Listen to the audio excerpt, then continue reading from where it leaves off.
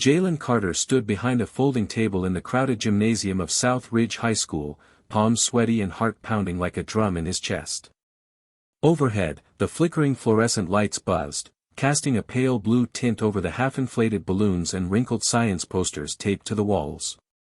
Rows of other students milled about nervously, each one guarding their trifold boards like they were ancient relics.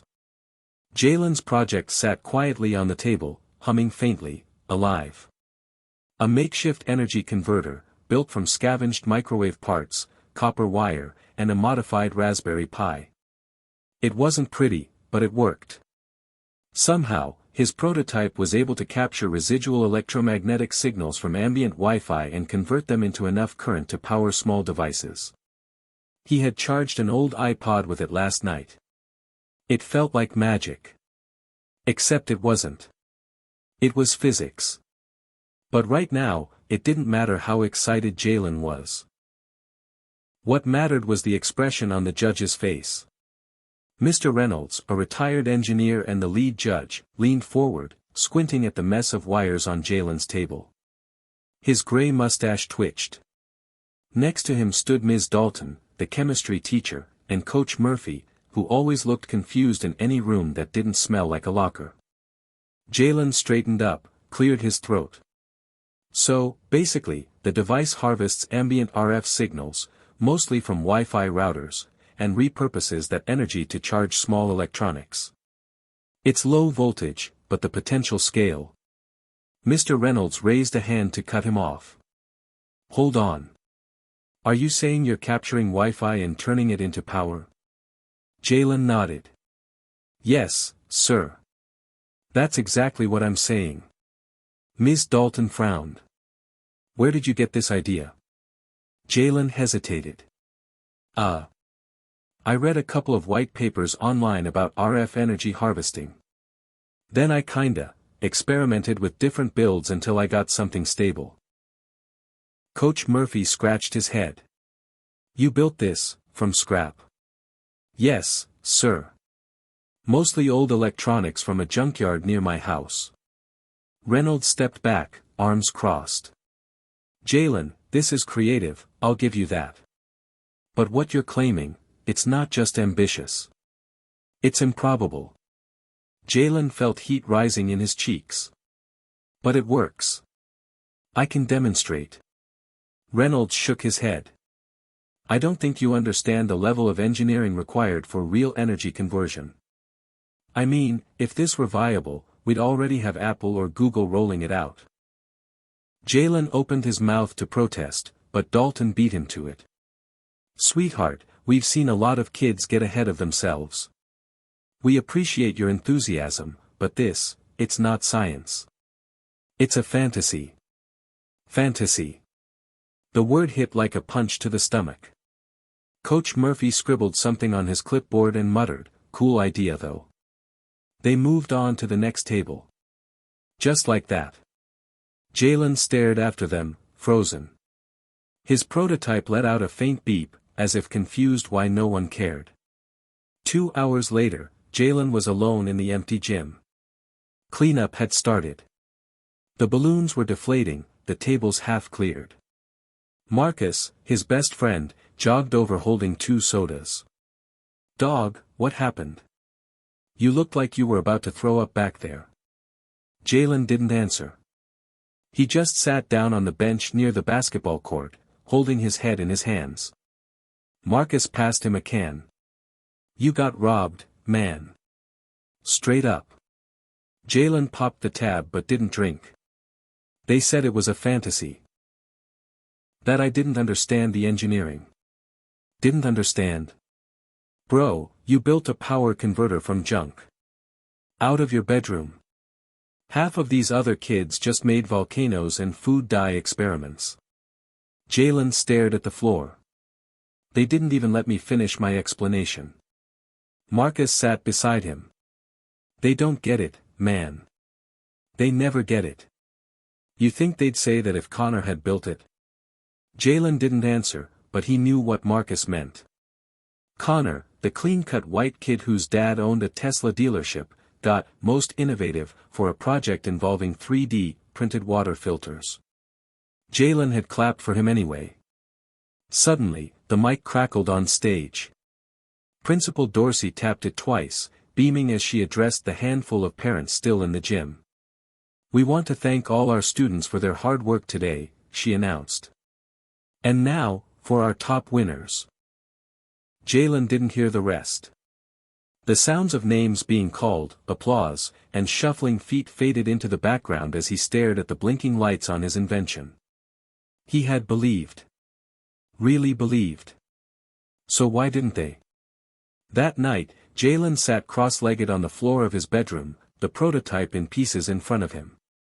He had taken it apart twice already. Not because it was broken, but because he was.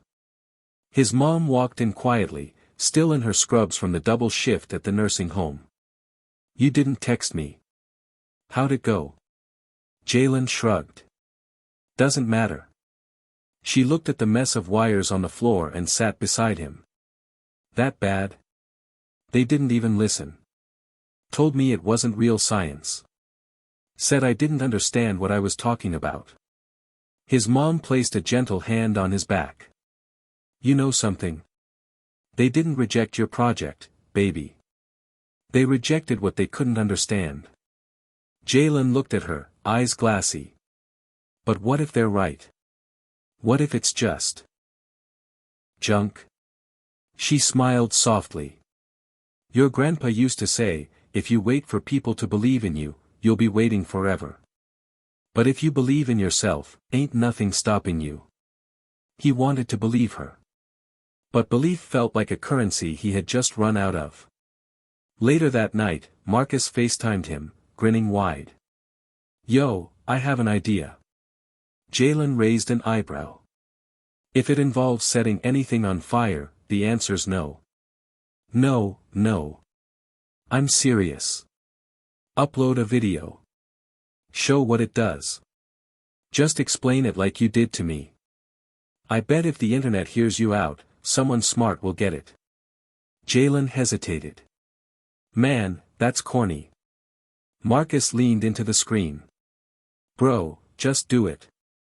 People need to see this. You want change, right? Then show them what they missed."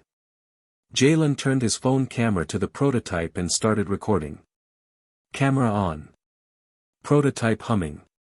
Jalen, a little nervous but steady. "Hi. I'm Jalen Carter. I'm 16. This is a Wi-Fi energy harvester I built in my bedroom using salvaged tech. Everyone told me it wouldn't work. That it wasn't possible.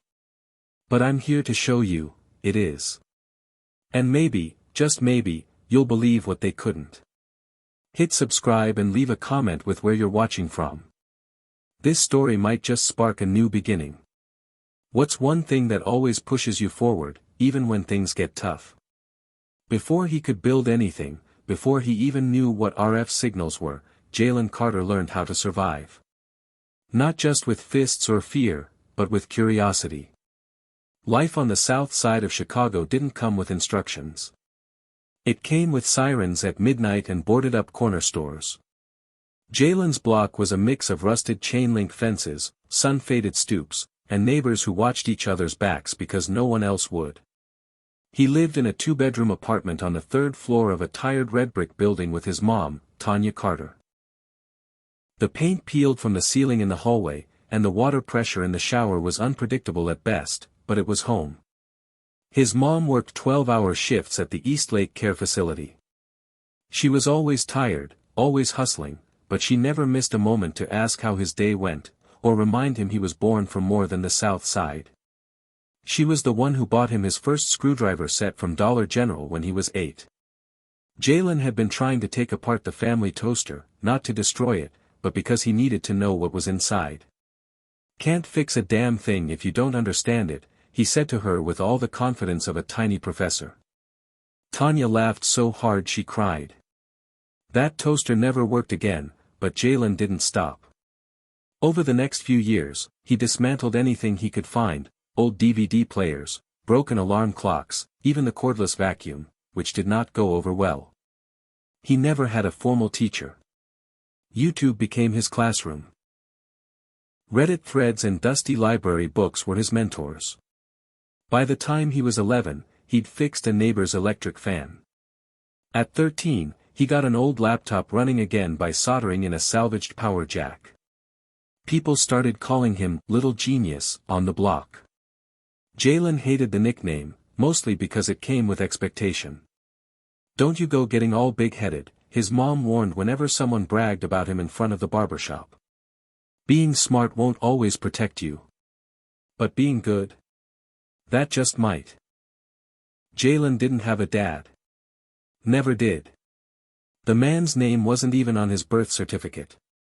And while that used to bother him when he was younger, he stopped caring after he saw what his mom had to sacrifice just to keep the lights on. She never said it, but Jalen could feel the fear behind her eyes whenever the rent was late or when he wanted something she couldn't afford. He never blamed her. Instead, he built. The idea for the Wi-Fi energy harvester came to him late one night during a blackout. It was July, the heat thick and mean. The power had gone out in half the block again. Jalen sat in the window, trying to catch a breeze, sweating through a white tank top, thinking, how can a neighborhood be surrounded by signal, yet still be in the dark? He looked at his phone, no charge. But the Wi-Fi router down the block was still blinking. What if you could steal power from the air itself? It started as a question. Then a sketch.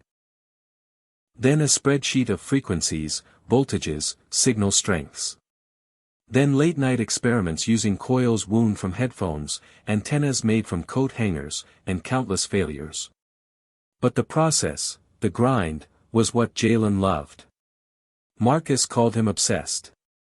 "You sleep 3 hours and talk like Elon Musk but broke."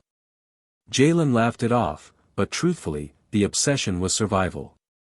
If he didn't keep moving, he'd sink. One of the people who helped shape Jalen's early sense of purpose was Mr. Daniels, the school custodian. Every Wednesday, Jalen would hang back after STEM club, and Mr. Daniels would unlock the basement boiler room for him. "Long as you don't blow nothing up, you can do your experiments down here," he'd say, winking, holding a styrofoam cup of gas station coffee. Daniels was a Vietnam vet who used to fix military radios. He didn't say much about the war, but he'd sit and watch Jalen solder wires and tinker with circuits for hours. "You ever wonder why most people don't build things?" Daniels once asked.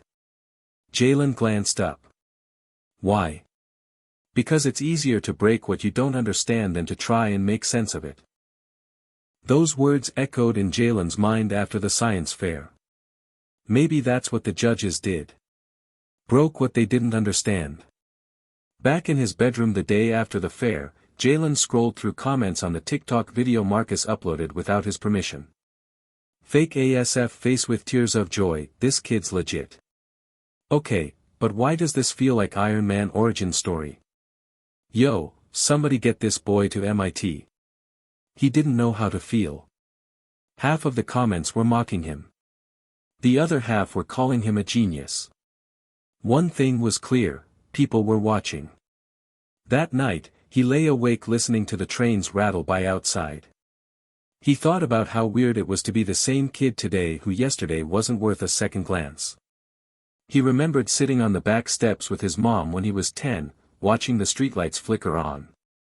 "You know what scares me?" he asked her. She looked at him with tired eyes. "What, baby?" "That I'll spend my whole life trying to prove I'm not what they already decided I was." She took his hand. "Then stop trying to prove anything to them. Prove it to yourself. That's the only fight worth fighting." Later that week, his principal, Ms. Dorsey, stopped him in the hallway. She wore her usual tight smile, the kind that said she was about to say something professional and dismissive. "Jalen," she began, clasping her hands. "We've been getting some attention about your video online." Jalen waited. "I just want to remind you that our school has a certain standard when it comes to public representation. We can't endorse unofficial projects as if they were academically verified." Jalen frowned. "I never said the school endorsed anything." "Yes, well," she continued, just be cautious. Internet fame is temporary. Education is forever. Jalen bit back the retort he wanted to say. You didn't care about my education last week when you let them call my work fantasy. He just nodded. Understood. That night, he received a DM from a private Instagram account. At Dr. Rebecca Hastings. I saw your video. I'm a professor at MIT in the Department of Electrical Engineering and Computer Science. I'd like to speak with you about your project. Is there a good time for a call? Jalen stared at the message for 10 full minutes. The world, it seemed, was watching. Jalen Carter couldn't remember exactly when the idea became an obsession. Maybe it was that sweltering blackout last summer, or maybe it started years before, when he first saw a spark jump between two wires and realized power was everywhere, just waiting to be claimed. The city never ran out of noise, sirens, shouting, bass lines thumping from beat-up cars, but Jalen's mind was always quieter when he was building something. He didn't need silence. He needed focus. And focus was easy when you had a mission. That mission? Harvest power from the air. It sounded like science fiction, and maybe that's why he clung to it so tightly. Everyone else in his world was focused on surviving the week. Jalen wanted to build the kind of future that didn't feel like a hand-me-down. It started with scavenging. He and Marcus would ride their bikes across South Side to the junkyard off Halstead. The owner, Mr. Lemke, was an old Polish guy who barely spoke, but he liked Jalen enough to let him sort through the broken microwaves, busted routers, and stripped copper piles. Jalen had a system, antennas first, capacitors second, and anything with exposed circuit boards third. One day, Marcus held up a cracked tablet with half the screen missing. What about this? Jalen turned it over, nodded. Might still have a working power IC. Toss it in. What exactly are you trying to build again? Marcus asked, grunting as he dropped it into the duffel bag. I told you. An RF harvester. Marcus blinked. I know the letters. Just don't know what the hell they mean. Jalen grinned. Okay, imagine there's electricity floating all around us, Wi-Fi signals, radio waves, cell towers. We just can't see it. Like ghosts? Exactly. Energy ghosts. Marcus looked around. So what, you gonna bust out a proton pack? Jalen laughed. Nah. Just a coil and a little ingenuity. Back home, Jalen set up his lab, really just a corner of his room with a battered desk, old soldering station, and a magnifying glass clamped to the wall. At the center was his notebook, a thick black journal filled with scribbled schematics, signal strength logs, calculations, and failures, so many failures. Harvest attempt number 12, dead capacitor. Harvest number 17, overheated and burned my damn fingers. Wear gloves next time, idiot. Harvest number 23, faint current detected. Real. That night, he ran another test. He looped a fine copper wire into a spiral, attached it to a cheap rectifier circuit, and connected it to an LED light. The circuit hummed when he moved it close to the Wi-Fi router. Jalen held his breath. The LED blinked, just once. A pulse of green light. His mouth dropped open. Yo. It wasn't sustained. It wasn't even stable. But it was something. He scribbled into the notebook, #24, EM capture success. Brief light. Real. Jalen sat back, stunned. He had caught a ghost. That small flicker changed everything. Over the next few weeks, Jalen went into full mad scientist mode. He refined the coil, replaced parts, tested across different distances. He even borrowed his cousin's old signal analyzer to map which frequencies were strongest in their apartment. He discovered the 2.4 GHz band, used by most home routers, offered the steadiest energy output, especially late at night when there was less interference. The breakthrough came when he added a voltage booster scavenged from an old electric toothbrush. Suddenly, instead of just blinking an LED, the device could power a small fan. Jalen screamed so loud that his mom rushed into the room thinking something exploded. "What the hell, Jalen? You okay?" He pointed at the fan, spinning in slow circles on the table. "Look. It's running. No battery. No plug." She stared. "It's magic." Jalen grinned. "Nope. It's science." The real challenge was convincing anyone else. He tried talking to Mr. Avery, the physics teacher, but Avery was more interested in getting through the textbook than hearing about Jalen's experiments. "Well," he'd said with a tight smile, "it's good to be enthusiastic. But let's focus on what's in the curriculum." Translation: stay in the box. Jalen knew better than to push it. That's when the science fair application landed on his desk. He hadn't planned on entering. It felt like a popularity contest disguised as learning, but his mom pushed him. "You always say no one listens," she said. "Now's your chance to make them." So he entered. He gave the project a name, Project Ghostlight, and printed a grainy poster using the school computer lab. Every dollar he could save went toward making it look presentable. New breadboard. Neater wires. A plastic case made from melted milk jugs and molded with a heat gun.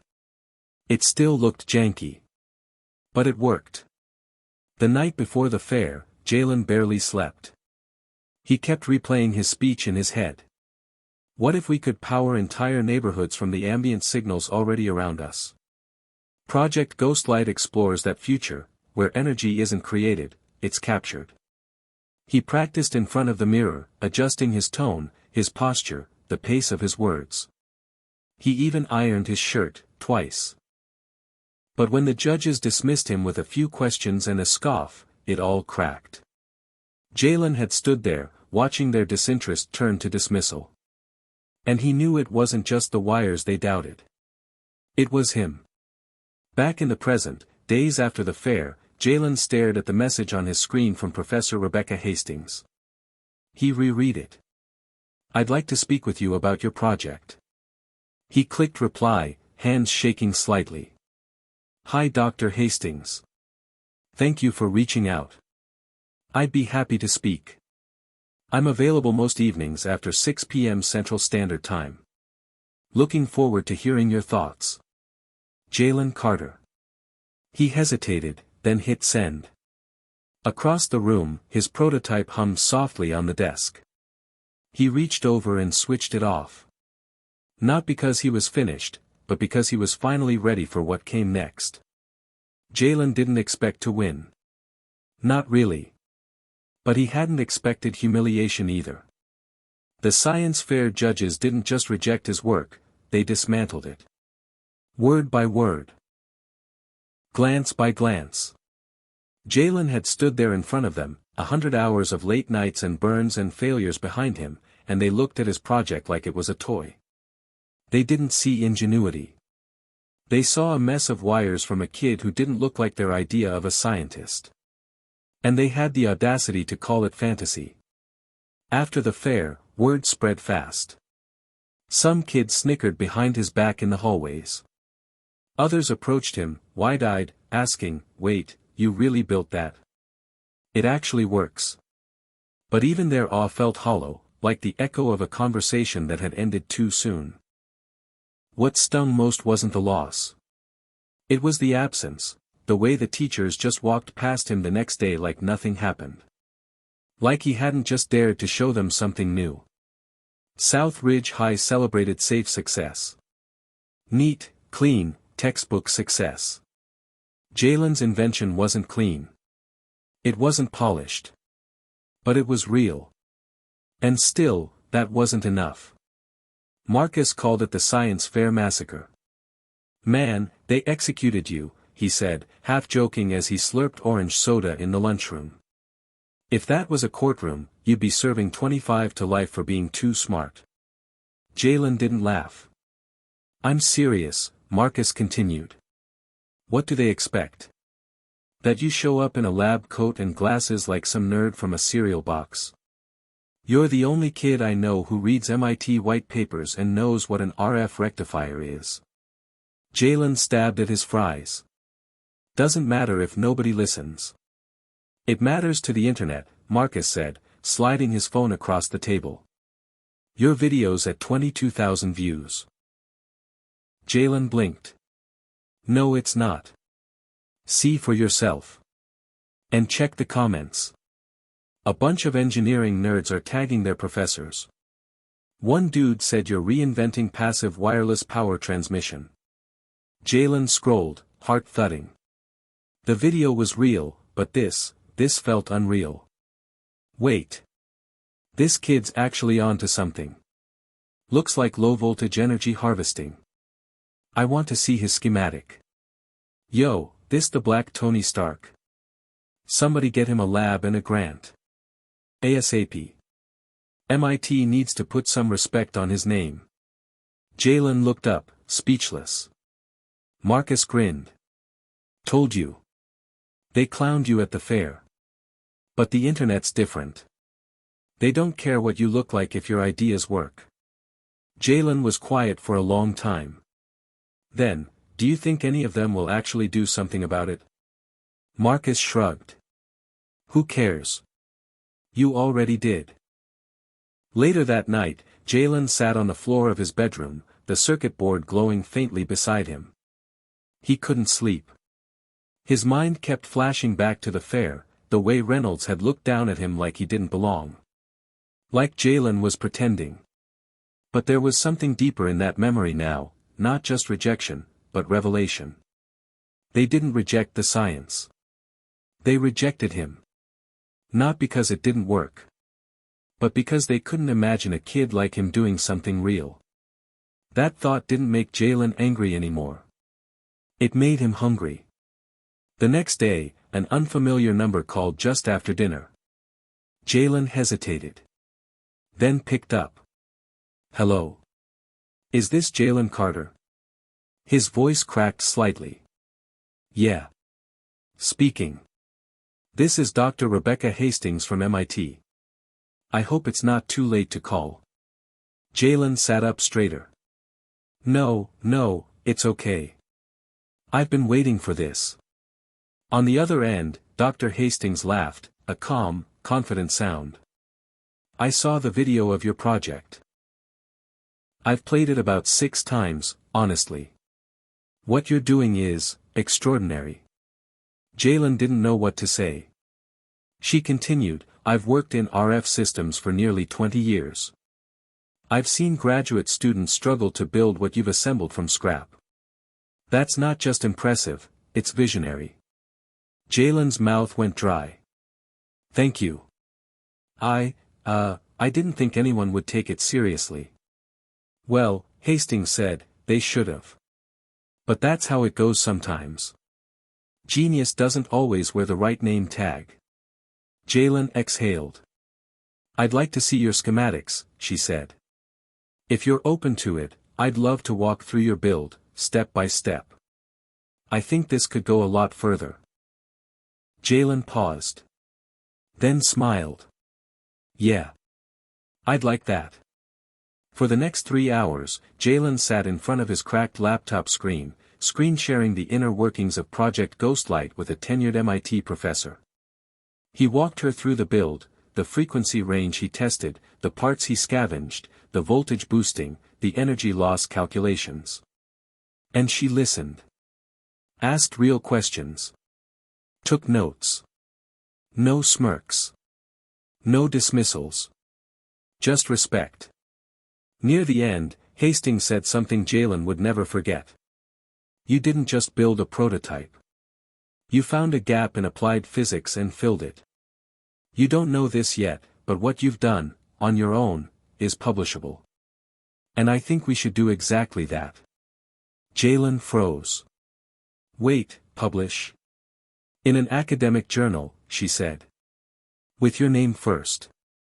You deserve that. He couldn't sleep that night. The science fair massacre had gutted him. But this? This was resurrection. For the first time in his life, Jalen felt something crack open inside him, not just hope, but possibility.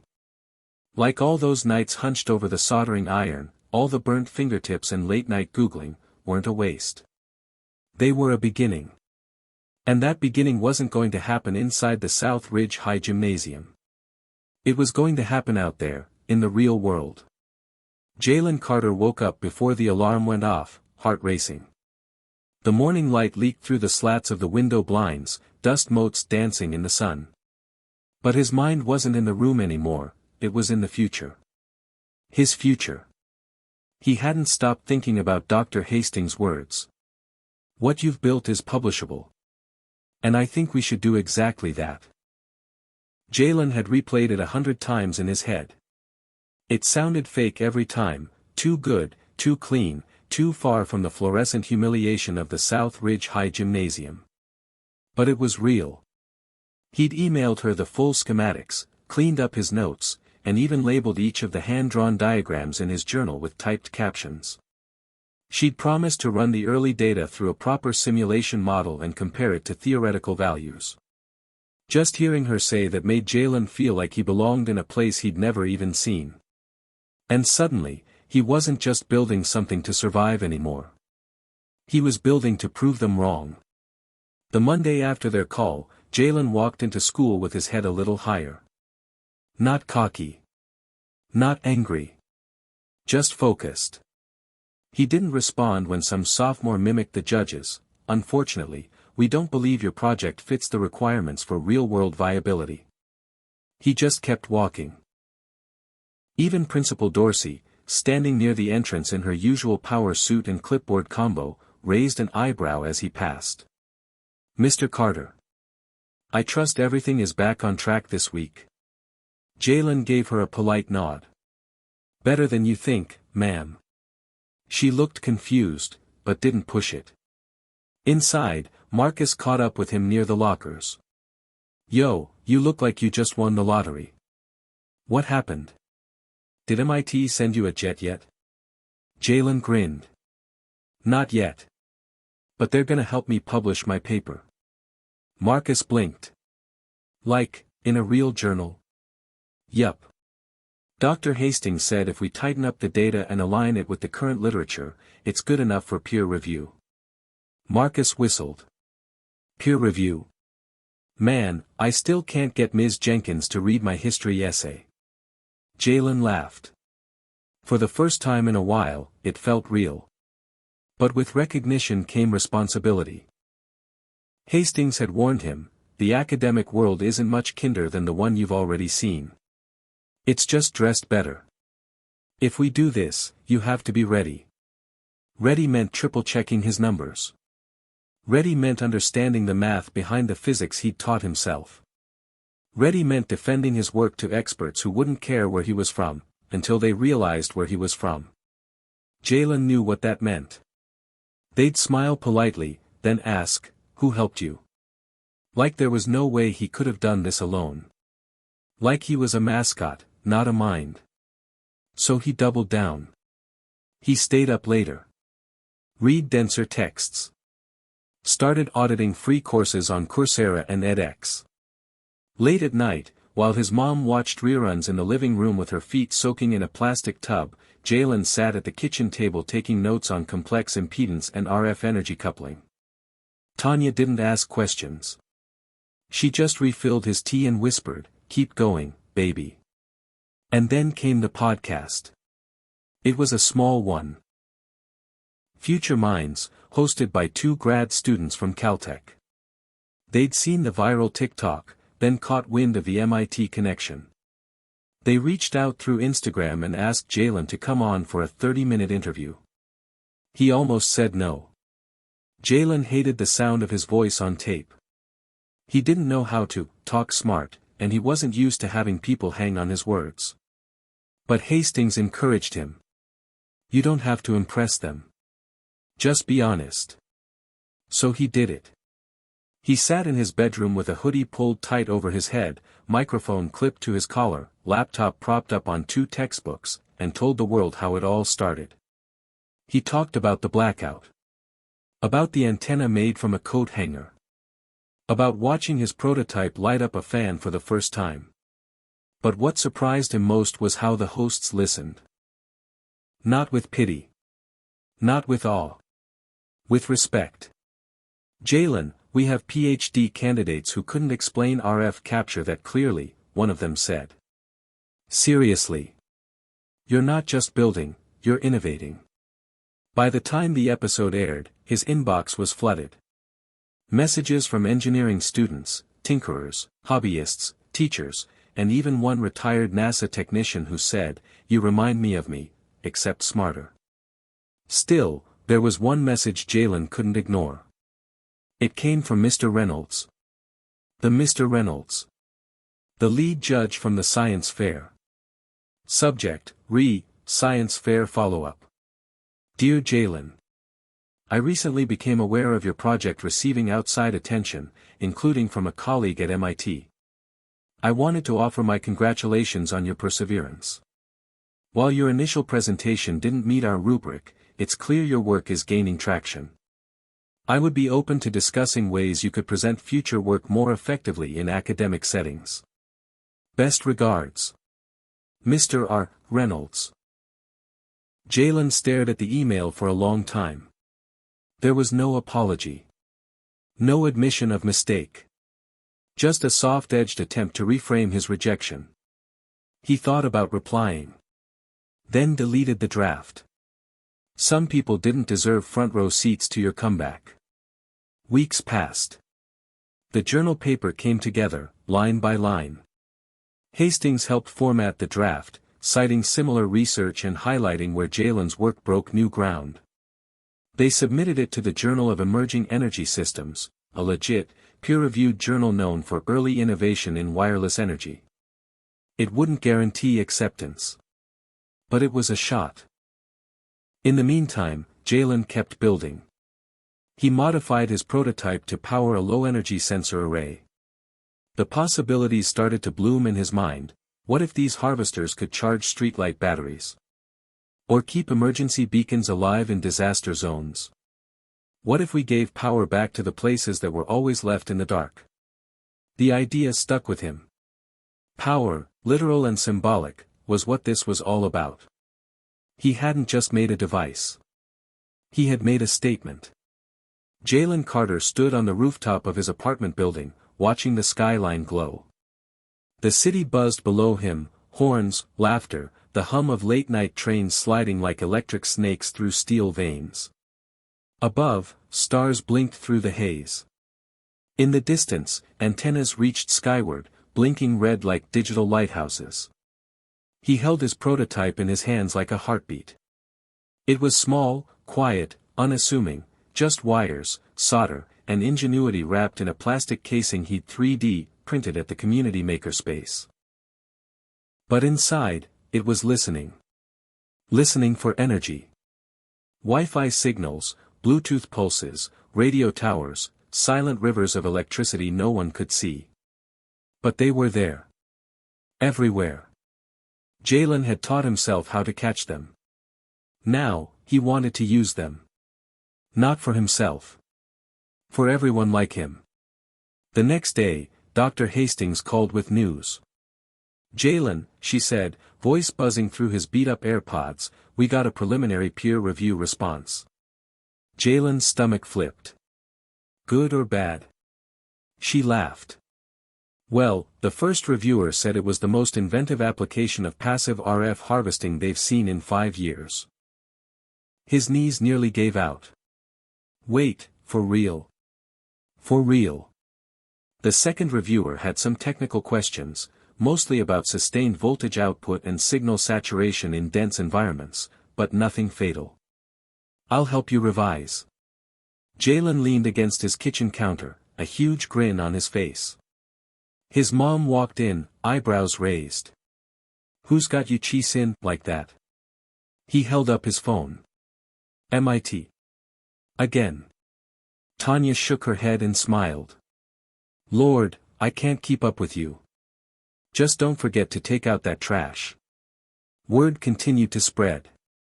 After the podcast, Jalen got a message from a local nonprofit tech incubator, BridgeSpark Labs.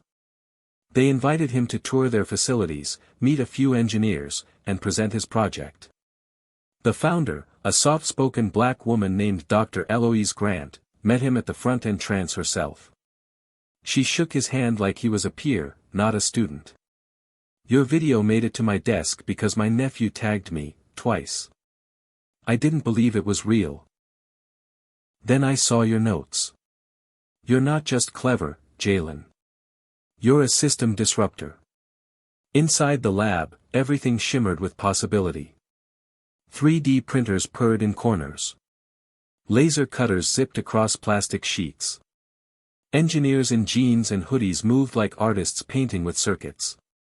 Jalen stood in the middle of it all, speechless.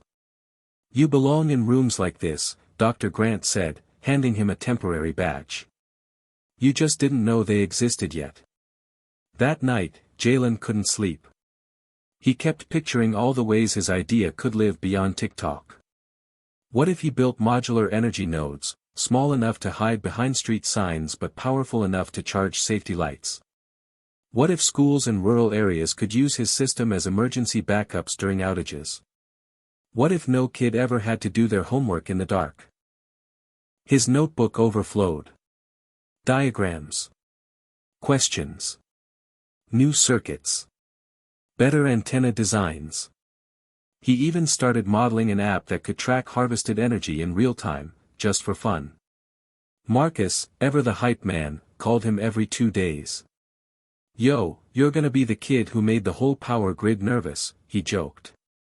"Big energy's gonna start checking your pockets." Jalen laughed, but the idea stuck with him. Maybe the world should feel nervous. Because if energy was everywhere, then maybe poverty didn't need to be. At school, things started to shift. A week after the podcast, Jalen walked into Mr. Avery's physics class and found the man waiting at his desk, arms crossed, expression unreadable. "Carter," he said, "mind if I ask you to share a bit about your project today? The class could benefit from hearing about real-world applications of electromagnetic theory." Jalen blinked. Now he was interested. Still, he nodded. "Sure." For the next 15 minutes, Jalen stood in front of 20 juniors and seniors and broke down RF energy harvesting like he was the one holding the textbook. He didn't stumble. Didn't freeze. His voice was calm. Measured. Confident. When he finished, Mr. Avery actually clapped. The class followed. Jalen walked back to his seat, cheeks warm. Later, as they packed up, Avery stopped him. "I owe you an apology. I misjudged your approach. Sometimes the curriculum blinds us to what's right in front of us." Jalen nodded. "It's okay." But deep down, it wasn't okay. Not really. Because he knew that if his project hadn't gone viral, no one would have asked him to explain it. But he also knew he had their attention now. And he planned to use it. A week later, he received an email that made him drop his phone. Subject: Invitation to present, MIT Research Symposium. Dear Jalen, we are thrilled to invite you to present a short talk and demonstration of your RF energy harvesting device at our upcoming Spring Research Symposium. Jalen reread it 3 times before breathing. It wasn't just a science fair now. This was MIT, and they wanted him. When he told his mom, she burst into tears. "Oh my God," Tanya whispered, hands over her mouth. "I knew it. I knew you were gonna change everything." She hugged him so tight he could barely breathe. "You're not just doing this for you, baby. You're doing it for every kid on this block who's been told they don't belong in those rooms." Jalen hugged her back. Hard. As the date approached, nerves set in. Real ones. Not because of stage fright. Because this wasn't a side project anymore. It was becoming his life. He practiced his presentation every night. Refined his demo board. Swapped out wires for color-coded ones. Added a voltmeter readout and a tiny screen to show live energy levels. It didn't just work now, it looked ready. On the morning of the flight to Boston, his mom handed him a worn, beat-up notebook, his first one, from back when he was 9. The one filled with sketches of imaginary machines and inventions that made no sense to anyone but him. "Never forget where you started," she said, voice cracking. "Because that's what makes where you're going matter." Jalen held it close like a map. Then boarded the plane. The airplane touched down at Logan International just before noon, and Jalen Carter felt the full weight of it in his chest. Boston. It smelled different. The air was sharper, colder. The buildings older but taller somehow, like giants that had earned their scars. And when the wind hit his face outside the terminal, it wasn't the kind of breeze he was used to in Chicago, it was brisk, salted, and fast-moving. Like a city that never slowed down for anyone. Dr. Hastings met him at the gate wearing a long navy coat and her signature crimson scarf. She had a look about her, like a professor who could recite entire theorems from memory and tell you your posture was terrible in the same breath. But when she smiled, Jalen relaxed. "Welcome to Boston, Mr. Carter," she said. "You ready to make some history?" Jalen tried to grin, but it came out more like a twitch. "I think so." "You don't have to think," she said. "You built it. They're just catching up." MIT was something else entirely. Jalen had seen it in videos and photos, towering glass buildings, polished lecture halls, walls covered in equations written in grease pencil, but being there in person was different. Everything was charged. It felt like standing inside a brain. People moved fast, like ideas on legs. Students zipped past on electric skateboards. Professors in khakis argued about oscillation thresholds at the coffee kiosk. Someone was flying a drone the size of a grapefruit in the courtyard like it was totally normal. Jalen's first thought, how do I even belong here? His second, I already do. The symposium wasn't some giant auditorium. It was intimate, a room built like a half-circle lecture hall, with maybe 60 chairs facing a stage outfitted with long tables and AV equipment. Each presenter got 15 minutes. 10 to present.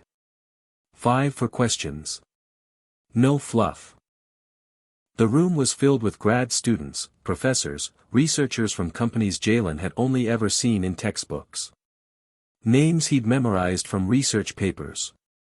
People who invented the stuff he was just beginning to understand. When Hastings introduced him backstage, a few eyebrows lifted. One of the symposium chairs whispered, "This is the student. The viral project kid?" Hastings raised a brow. "This is Jalen Carter, and yes. The same one." He took the stage after a PhD candidate presented her work on graphene-based thermal batteries. As he stood behind the podium, looking out over the room, Jalen's fingers gripped the edge of the table to stop the shaking. A moment passed. And then he started. "Good afternoon. My name is Jalen Carter. I'm a senior in high school from Chicago, and I'd like to introduce you to Project Ghostlight, a small-scale passive RF harvester built from scavenged components. Its goal is simple. Capture and repurpose ambient energy that's already all around us." He spoke slowly. Cleanly. Not too fast. Not too technical. He showed the breadboard. The upgraded prototype with the onboard voltmeter. The screen that tracked wattage in real time. He powered a fan. Then a light. Then, to a soft gasp in the room, a tiny environmental sensor cluster, all powered by invisible energy drawn from the environment. It's not a generator. It doesn't replace the grid. But it fills the cracks. It catches the energy we let go to waste. And maybe, if we're smart, we can use it where it's needed most, where no one's bothered to build power lines. Silence. Then, applause. Not thunderous. Not explosive. But real. Respectful. Earned. The Q&A came fast. A professor with silver hair leaned forward. Your antenna array, did you model it to account for multipath interference in dense environments? Jalen nodded. I mapped it using a simple field strength meter and logged signal drop-offs with a Wi-Fi analyzer app. It's not lab grade, but I adjusted for reflections by recalibrating coil geometry. Someone in the back muttered, damn. Another researcher asked, your voltage output, have you tested it at scale? Not yet, Jalen admitted. But the plan is to daisy chain units and experiment with capacitive storage to buffer output spikes. A third hand went up. A woman with round glasses and a tablet full of notes. What made you build this? Jalen paused. Then answered, we had a blackout last year. Whole building lost power. No backup. My little cousin got scared 'cause her nightlight went out. I remember thinking, why can't we just use the power that's already in the air? So I tried. Silence again. Then a soft murmur of approval. After his session, people approached him. Not as a novelty. Not as a fluke. As a peer. Dr. Amrita Shen, a postdoc in sustainable energy tech, handed him her card. If you ever want to try scaling that prototype with more efficient materials, I'd love to work with you. Someone from the Department of Urban Planning asked if Jalen had ever considered pilot testing the tech in public housing. And then, the moment that felt the most surreal, two MIT admissions reps approached with folded brochures and knowing smiles. No pressure, one of them said, but we'd love to see your application this fall. Just, putting that out there. Jalen could barely nod. That night, he walked across the Harvard Bridge with Dr. Hastings. The city glowed on both sides of the river. Lights reflected off the Charles like fireflies in oil. You did good today, she said, keeping pace beside him. Better than I hoped. Jalen kept his eyes on the water. Why me, though? Out of everyone, why'd you reach out? She stopped walking. Because I saw someone who was already a scientist. Just didn't have the lab coat yet. Jalen smiled, quiet. She added, also, I know what it's like to not be invited into rooms you deserve to be in. So I decided to start opening some doors. He nodded. Thanks for opening this one. Hastings smiled. Kick it down next time. Back in his hotel room, Jalen sat on the windowsill with his notebook in his lap. He flipped to a fresh page. At the top, in bold letters, he wrote. Energy is everywhere. So why are we still leaving people in the dark? He circled it. Underlined it twice. And then he started sketching a new prototype, smaller, smarter, stronger. Because the idea wasn't finished. It was just beginning to breathe. The flight back to Chicago felt longer than it had any right to. Jalen stared out the window, watching the patches of cloud and the endless stretch of land below. His mind buzzed, overwhelmed by the noise of MIT, the questions, the praise, the doors that had suddenly opened. And yet, with all that, everything, he felt a strange silence inside him. It was like the world had shifted, and now he was back in the same seat he'd always occupied, looking out at the same city he'd grown up in, but somehow everything felt different. Everything felt like it had just begun. When Jalen got off the plane, he called his mom from the baggage claim. She'd been texting him all day, encouraging, excited, checking in like only she could. He could already hear the pride in her voice before she spoke. How was it, baby? How's MIT? It was amazing, Ma, he said, feeling a lump rise in his throat. Like, really amazing. But also, I think I'm more confused than I was before. She laughed. Don't stress yourself out. What's the next step?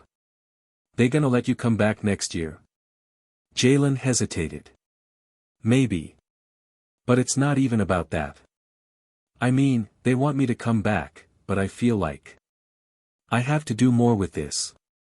I've got this idea, Ma, but I don't know if I can make it real. Tanya's voice softened. You've already made it real, Jalen. Now, you just gotta show everybody else. The next few weeks were a blur of follow-up emails, prototype adjustments, and meetings with local engineers. Dr. Hastings had kept in touch, sending him additional research articles on energy harvesting, and practical insights that pushed Jalen's thinking further. She encouraged him to keep refining his ideas, not to focus on the setbacks.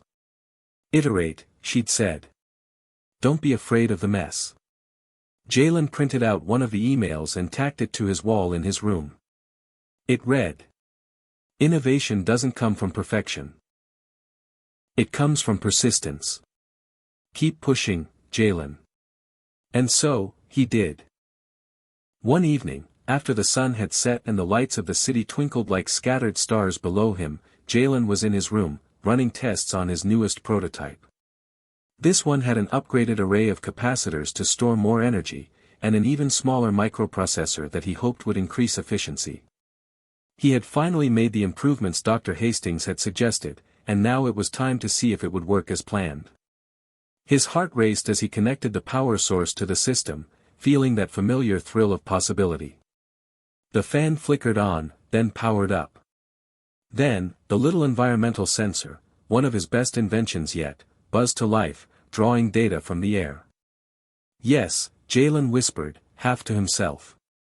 The room lit up with the tiny glow of success. He quickly jotted down the numbers in his notebook, tracking every change. For the first time, it felt like he had something tangible. Something that could work in the real world. That night, he couldn't sleep. Not from excitement, but from that strange fear that gripped him. What if it wasn't enough?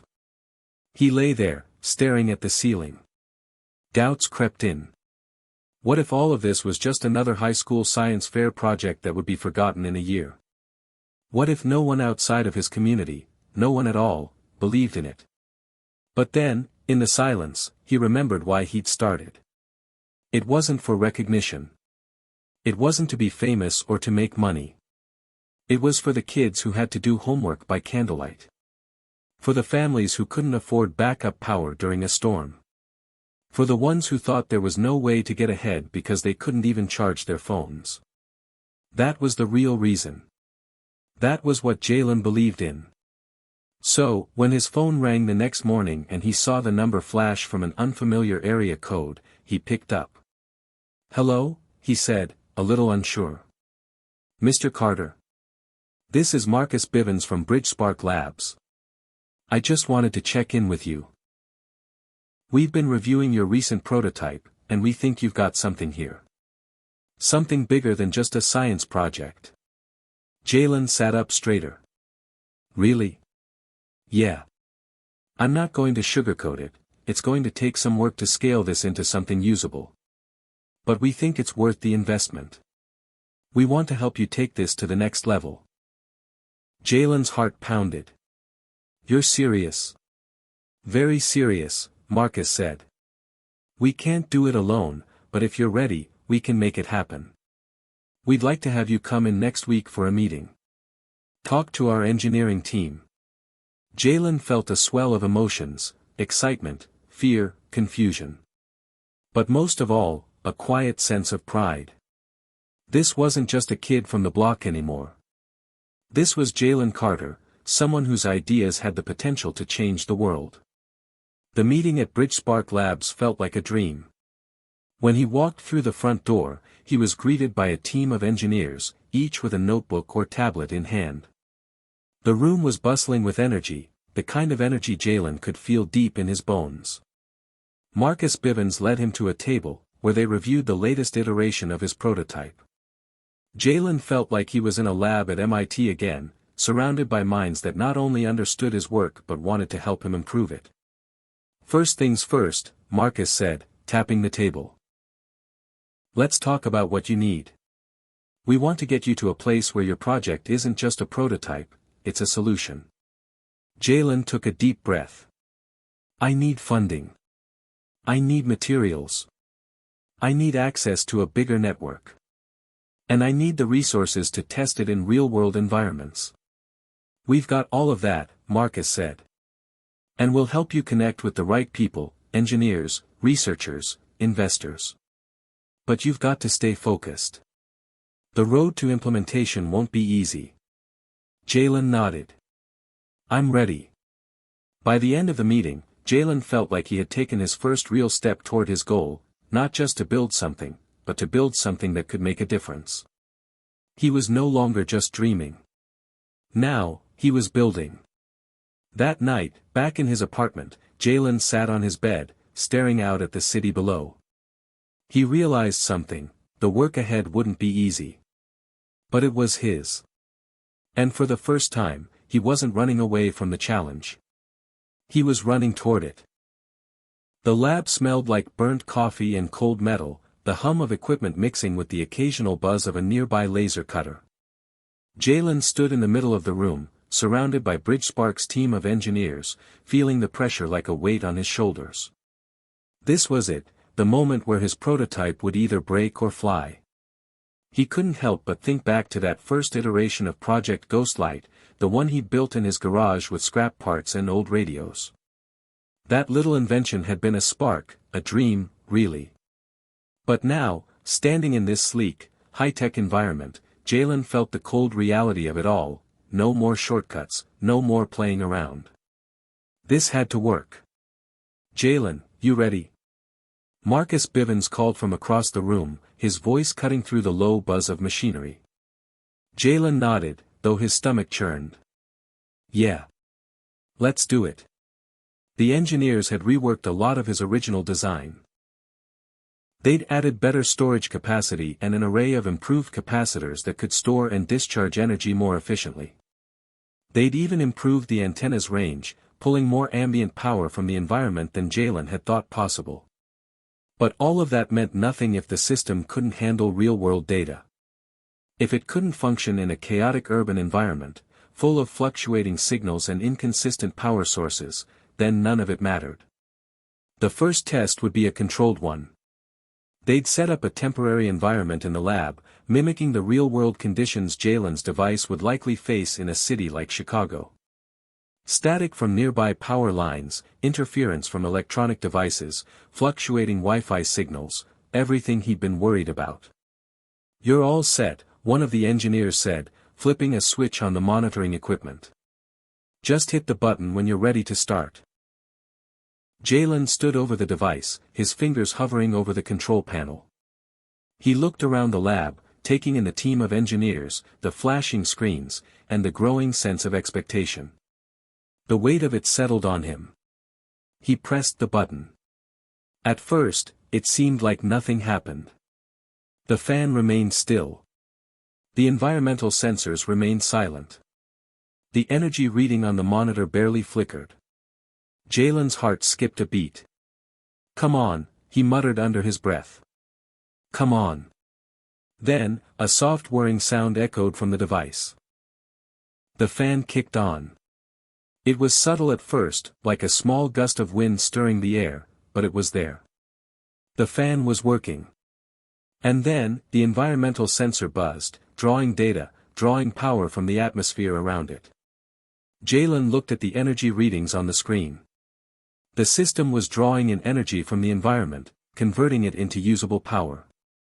It wasn't much yet, but it was enough to run the fan. Enough to show that, just maybe, it would work. His breath caught in his throat. Is it working? Marcus asked, stepping forward. It's working, Jalen said, his voice a mix of awe and disbelief. It's actually working. The engineers crowded around the monitor, double-checking the data.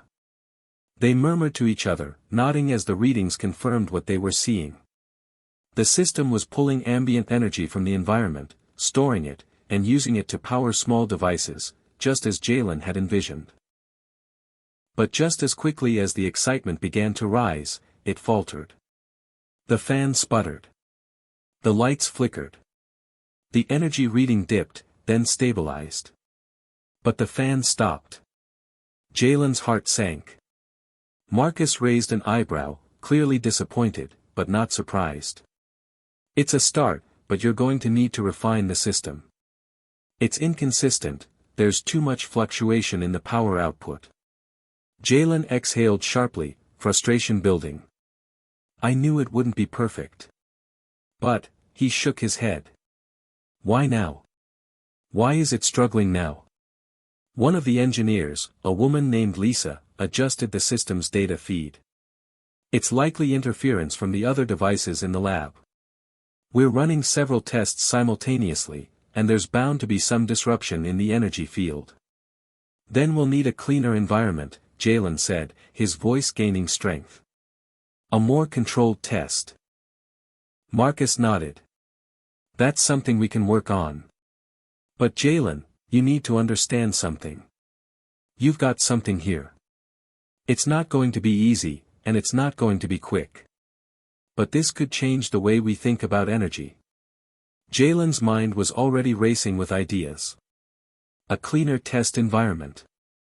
More power storage. Better antenna designs. The wheels in his head were turning, but his eyes stayed focused on the prototype, on the fan that was now completely still. He had to fix it. He had to make it better. That night, Jalen returned to his apartment, exhausted but driven. His hands ached from typing out equations on his laptop. His eyes burned from staring at schematics for hours. But as he pored over the data from the test, something clicked. He started adjusting the capacitor banks, recalculating the energy storage and output balance. He tweaked the sensor algorithms, trying to stabilize the fluctuations. Each change felt like a small victory, but deep down, Jalen knew that there was no quick fix. He would need to go back to the drawing board more than once. But that was the beauty of it, the challenge. The constant pushing and pulling between theory and practice, between the mind's expectations and the reality of experimentation. He couldn't back down. Not now. Not when he was so close. The next day, Jalen returned to BridgeSpark, ready to tackle the next round of tests. This time, he felt more confident. He'd spent the night refining his calculations and reworking the power grid logic. It was a gamble, he didn't know for sure if the system would perform better, but he had to try. As the lab tests began again, Jalen kept his eyes on the data screen, tracking every fluctuation. The fan hummed to life again. The sensor began to buzz. Slowly, steadily, the system gained momentum, staying consistent in its energy output. The fan ran longer this time. The lights remained bright. The data showed a more consistent power flow. Jalen exhaled in relief. It wasn't perfect, but it was a major improvement. He had managed to refine the system, and the energy was now more stable. It wasn't enough to run an entire city yet, but it was enough to prove that this could work. Marcus clapped him on the back. This is big, Jalen. Really big. We're one step closer to making this scalable. Jalen smiled, the excitement bubbling up inside him, but he kept it under control. This wasn't the end. It wasn't even the halfway point. But it was progress. And for the first time, Jalen felt like maybe, just maybe, this would work. This was only the beginning. The lab was silent, save for the rhythmic hum of machines and the tapping of keys as the team worked. Jalen sat in front of a massive whiteboard, furiously sketching new designs, equations, and possible solutions. Around him, the BridgeSpark engineers moved in a purposeful dance, each one focusing on their tasks, but all moving toward the same goal. The energy in the room was palpable, thick with the sense that they were on the brink of something monumental.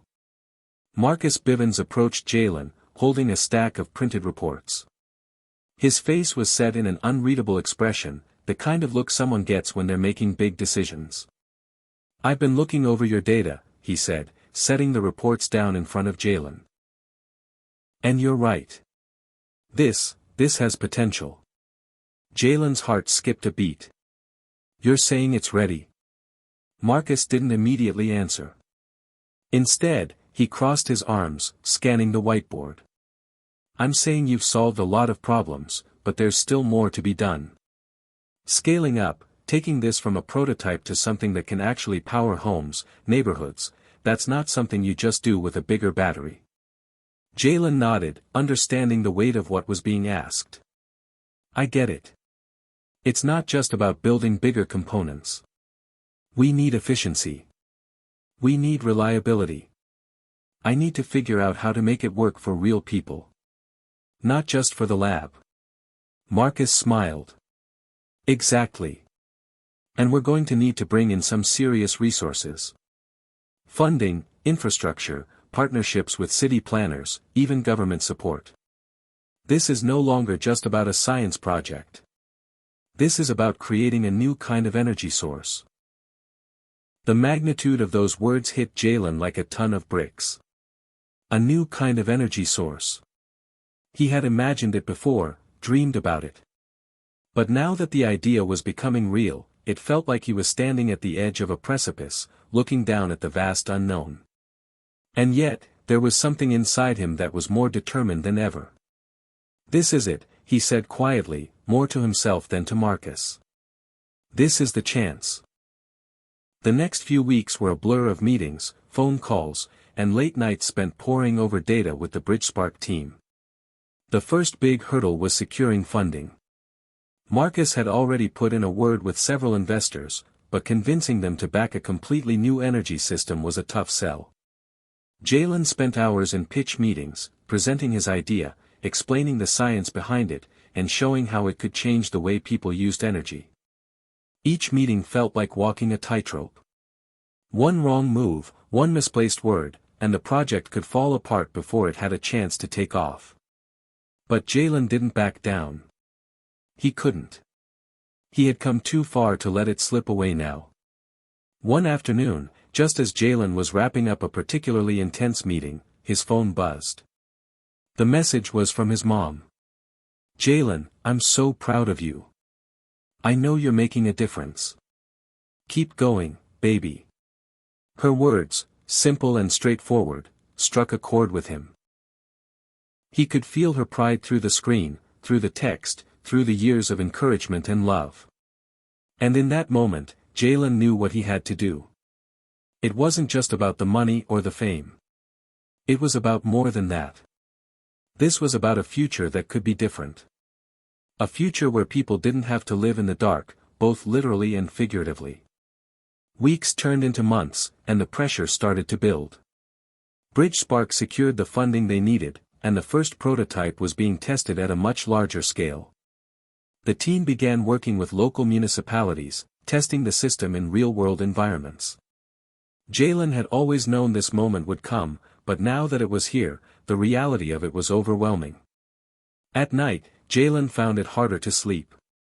His thoughts raced, about the potential failures, about the people depending on this project, about the responsibility on his shoulders. Each time he closed his eyes, he saw his community.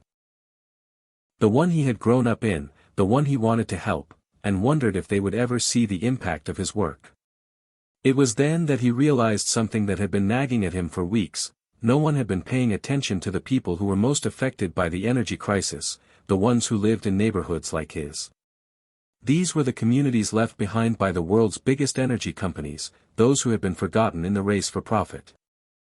Jalen's mind drifted back to his childhood, the nights when the power would go out during storms, and he and his mom would light candles and try to make do. He thought about the families who couldn't afford reliable power or clean energy, who struggled with bills that seemed to multiply every month. And that was when he knew that the success of this project had to mean more than just profits or even innovation. It had to mean change. Real change. The real test came when BridgeSpark received a call from a major city, New York, of all places. They wanted to test Jalen's system on a larger scale. They had already set up a pilot program in one neighborhood, using a few hundred homes to test the technology's viability. Jalen was ecstatic but nervous. New York was a huge market. If this worked, it could change everything. If it didn't. We need to make sure this works perfectly, Jalen said during the meeting with the team. No mistakes. No glitches.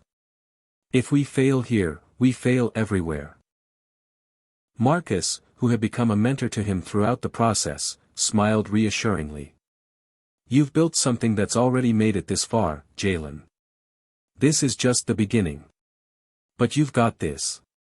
The following week saw the team working around the clock to refine the system. They upgraded components, recalibrated power grids, and tested the devices in extreme conditions. Jalen was there for every test, watching, learning, tweaking. And then, one day, the system went live. For the first time, Jalen stood in front of a map showing thousands of homes powered by his system. He saw the energy usage decrease, saw lights flicker to life in homes that had long been in the dark. The thought struck him with overwhelming force: this is bigger than me. This is bigger than all of us. But the work wasn't done yet. He knew that for the system to scale across the entire city, and then beyond, he needed more than just proof of concept. He needed a movement. And that was when he realized that the true challenge wasn't building a device or a network. It was building a future. It had been a week since the system went live in New York, and the data was coming in fast and hard. Jalen stood in front of a giant display screen in the BridgeSpark control room, watching the green lines of energy output spike across the map of the city. Each spike represented a home, a neighborhood, a family that was now drawing energy from the air around them. Power was flowing. And yet, amid the success, Jalen couldn't shake the anxiety that gnawed at the edges of his thoughts. This was the tipping point, the moment where the world would either embrace this new system or reject it. If this worked, it could revolutionize the energy sector. If it failed, the cost of the failure wouldn't just be monetary, it would be personal. You've got this, Marcus said, his voice cutting through Jalen's turbulent thoughts. Everything's looking good. We're on the brink of something huge. Jalen nodded, but his gaze stayed glued to the screen. I hope so. But I can't shake this feeling. What if there's a flaw we missed? What if it's too ambitious? Marcus smiled, a reassuring and confident smile that had been his trademark since they first met. Every major invention has its doubts. The question is whether you push through them or let them hold you back. You've come this far, Jalen. Don't lose your nerve now.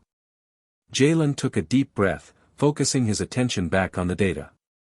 It was a mix of excitement and dread, exhilarating to see something he'd worked so hard on come to life, but terrifying to realize just how much was at stake.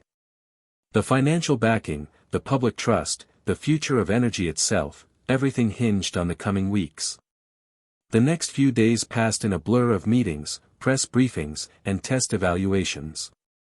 Jalen was on edge, barely sleeping, constantly analyzing the data and ensuring everything was running smoothly. But then, the inevitable happened. A glitch. It started in one of the pilot neighborhoods. One of the homes experienced a sudden power surge, causing the lights to flicker and the system to shut down momentarily. It wasn't a complete failure, but it was enough to raise alarms. Jalen, still reeling from the success of the previous days, immediately jumped into action. He called Marcus and the team together to analyze the problem. It was a small hiccup, an anomaly, likely caused by a disruption in the power source, but for Jalen, it felt like the beginning of the end. Let's not panic, Marcus said, trying to calm him. This is a test. There are bound to be kinks. We just need to identify the issue and fix it. But Jalen wasn't so sure. Every time a problem like this popped up, it threatened the delicate balance of his confidence. If the world started seeing cracks in the system, would they start doubting everything else? The next 48 hours were a whirlwind of troubleshooting and late-night phone calls with engineers, scientists, and energy experts. The team worked tirelessly to pinpoint the cause of the glitch. Was it the interference from nearby power lines? A malfunction in one of the new components?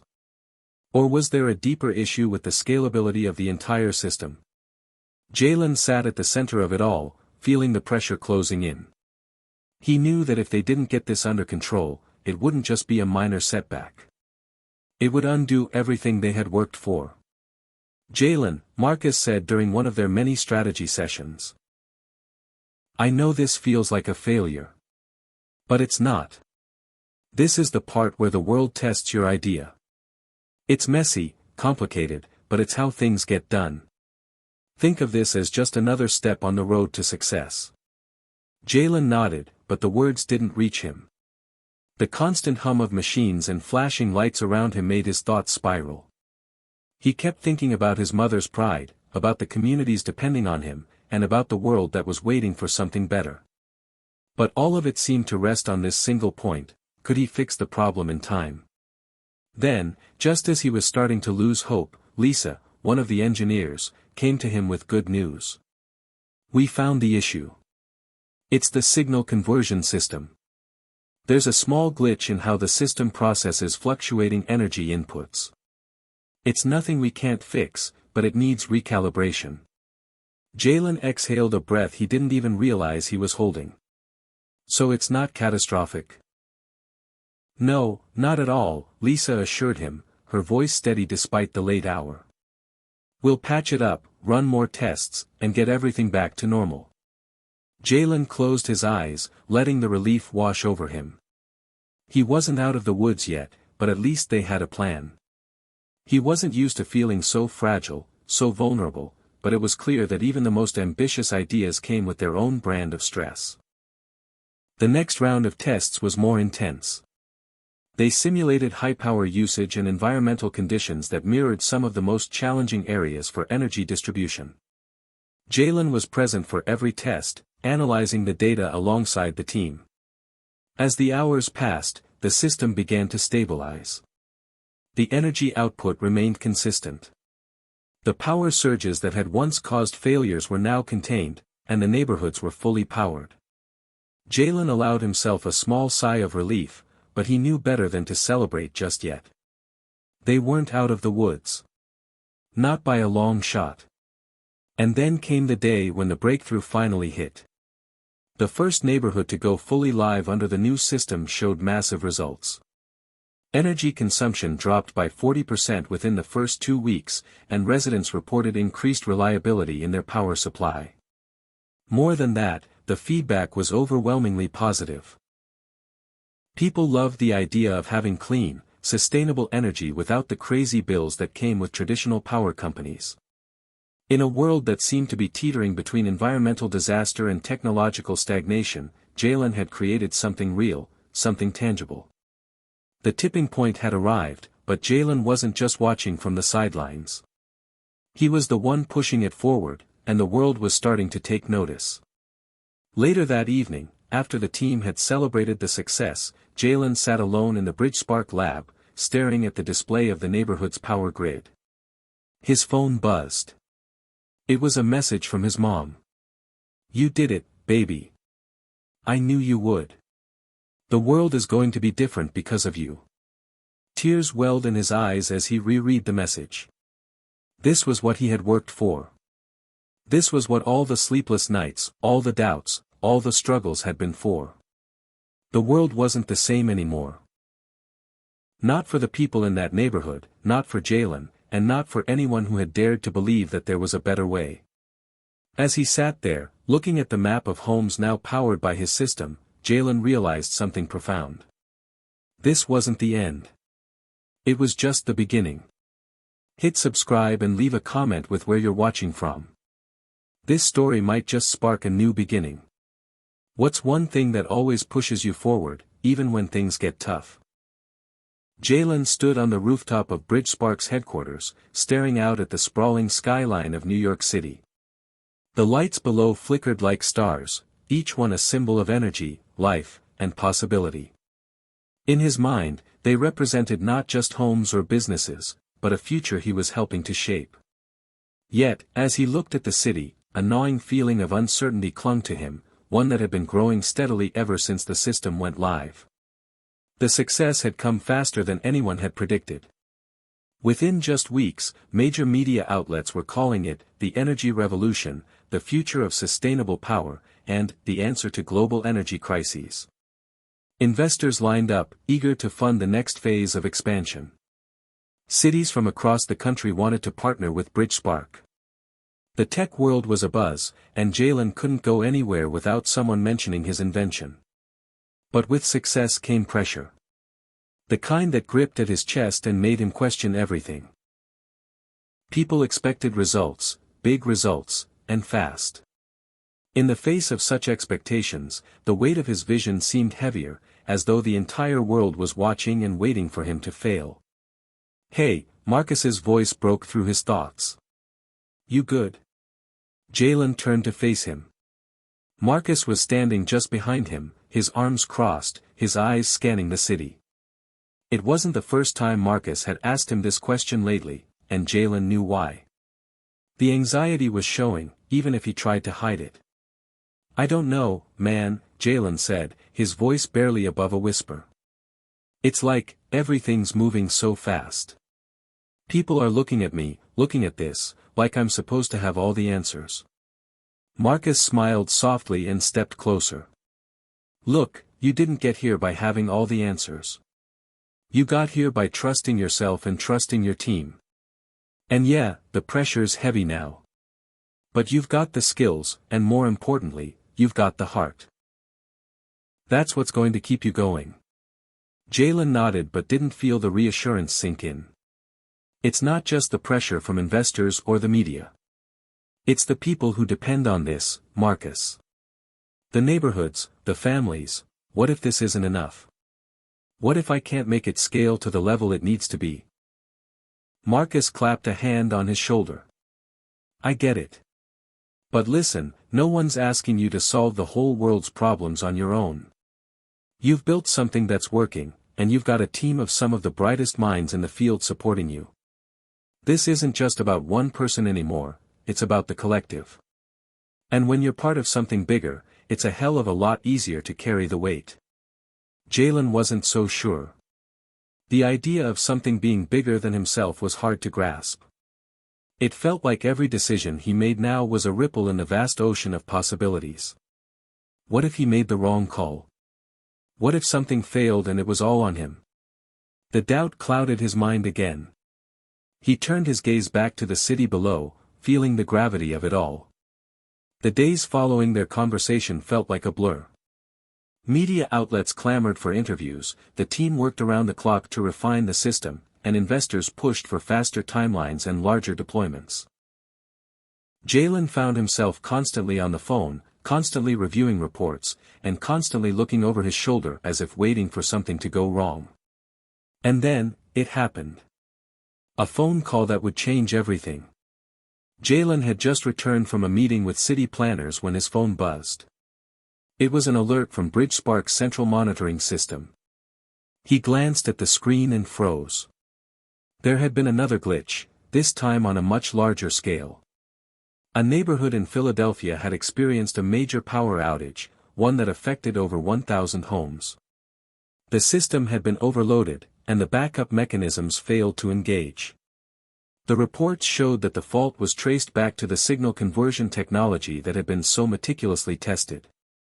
Jalen felt his stomach drop.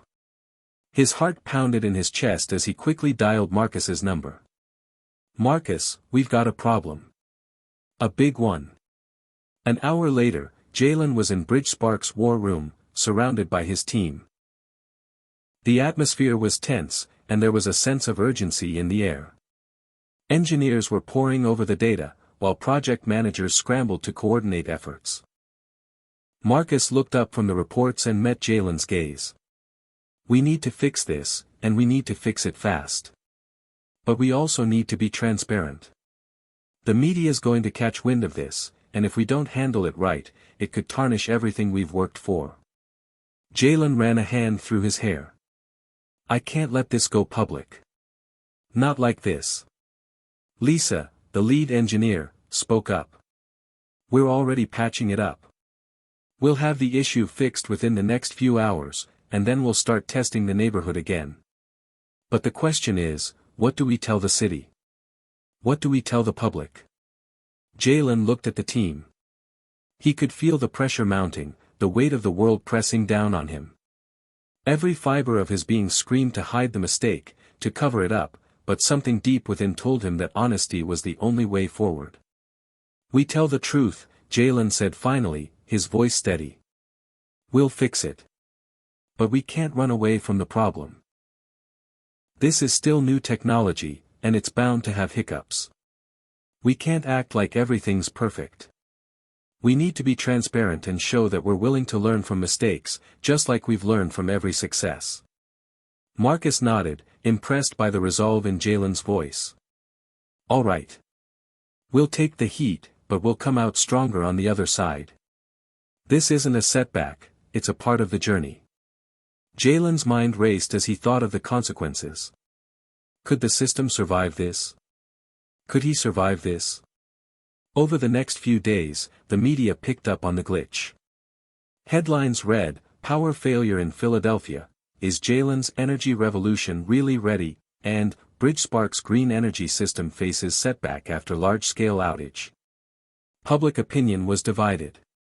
Some called it a small bump in the road, while others wondered if the system could handle the weight of mass adoption. Jalen stood at the crossroads of his ambition and the harsh reality of being in the public eye. The pressure was undeniable. But through it all, he held on to Marcus's words, "This is a part of the journey." And now, Jalen had a decision to make. Later that night, after the team had gone home, Jalen returned to the rooftop. He needed a moment to breathe, a moment to think without the weight of expectations pressing on him. As he stood there, the city sprawling below him, he realized that success wasn't just about the breakthrough. It was about how you handled the challenges that came after. How you faced the pressure, the doubts, and the failures. Jalen closed his eyes, taking in the cool night air. There was still a long road ahead. But for the first time in weeks, he felt ready to walk it. The morning after the Philadelphia outage, Jalen woke up to a barrage of emails, phone calls, and social media notifications. His inbox was flooded with questions, concerns, and criticisms. The public had turned on him, and the media had seized on the failure as a sign that BridgeSpark's revolutionary energy system wasn't ready for the world. There were op-eds decrying his technology as too risky, and social media was filled with people questioning whether Jalen had been overconfident in his predictions. He barely had time to process it before Marcus called him. "You awake?" Marcus asked, his voice heavy with concern. "Barely," Jalen muttered, rubbing his eyes as he sat up in bed. "The whole world's falling apart." Marcus sighed. "I know. But now's the time to lead, man. If you let this defeat you, it'll define the project. We can't let that happen." Jalen slumped back against the bed. "How do I fix this? How do I tell the world that we're still in control? That we can fix it?" Marcus paused before replying. "You don't fix it with words. You fix it with actions. You've always been good at making things happen. Now you need to show them that this isn't the end." The next few days were a whirlwind of activity. Jalen and the team worked around the clock, making sure the glitch was fixed. Lisa and the engineers managed to isolate the root cause of the issue, fine-tuning the signal conversion system to prevent it from happening again. The system was stable again, but the public didn't know that yet. It was clear that Jalen couldn't afford to remain silent. The more he thought about it, the more he realized the solution wasn't just technical. It was emotional. The people who had supported him, the families who were counting on this new energy system, needed to believe that he was in control. He had to rebuild the trust he had lost. But where to begin? Jalen decided to take a direct approach. He drafted a statement, not just from BridgeSpark, but from him. He knew the power of the personal touch. This wasn't just about technology. It was about him, his vision, and his responsibility to the people who had believed in him. The message he wrote was simple but powerful. To the people of Philadelphia, New York, and everyone who has supported BridgeSpark. I want to be upfront with you about the challenges we've faced. Last week, an unexpected glitch caused a disruption in our system. It was a failure, and I take full responsibility for that. I understand the concerns many of you have, and I want to assure you that we are working tirelessly to make sure this doesn't happen again. We have identified the root cause of the problem and are making the necessary adjustments to ensure our system is even stronger moving forward. We are not perfect, but we are committed to learning, improving, and delivering on the promise of a cleaner, more sustainable future for all of us. Your trust means everything, and we will earn it back by proving that we can be better. Thank you for your patience and your continued support. Sincerely. Jalen Thompson, founder and CEO of BridgeSpark ***. Once the message was sent, Jalen's heart was pounding in his chest. It felt like a leap of faith, a raw, unfiltered plea for understanding and support. He was used to technical challenges, to algorithms and code, but this was a different kind of challenge altogether. This was about human connection. The response wasn't immediate. For days, the media was still full of negative reports, and social media remained skeptical. But Jalen kept his focus on the next step. He had to keep proving that he was doing the right thing. He spent hours meeting with local leaders, going to community centers, and speaking directly to the people who were most affected by the outage. He wanted them to see his face, hear his sincerity, and know that he wasn't just another CEO hiding behind a screen. One afternoon, Jalen visited a community center in the heart of Philadelphia, where the outage had been most severe. He met with a group of residents who had been without power during the glitch. The room was filled with a mix of curiosity, frustration, and hope. Some of them had been excited about BridgeSpark's promise of clean energy, others were more cynical, their patience worn thin after the failure. Jalen stood at the front of the room, his hands slightly trembling. I know that you've been through a lot. I know some of you may have doubts about our technology now. I get it. But I'm here because I want to listen to you. I want to understand what went wrong, and how we can make it right. A woman in the front row spoke up. You said this was going to be the future. How can we trust you now?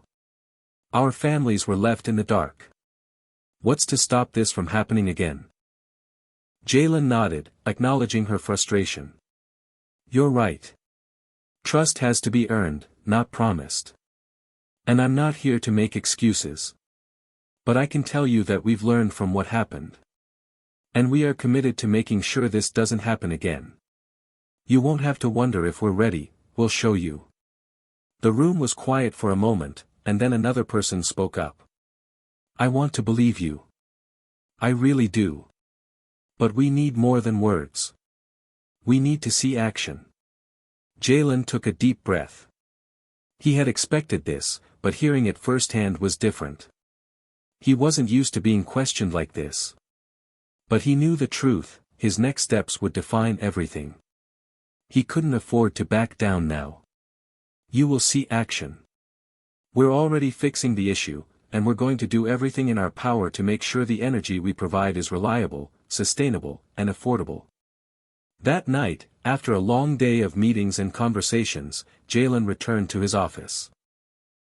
He stood in front of the large window, looking out over the city. The weight of the world still felt heavy on his shoulders, but there was a shift, a small but significant shift.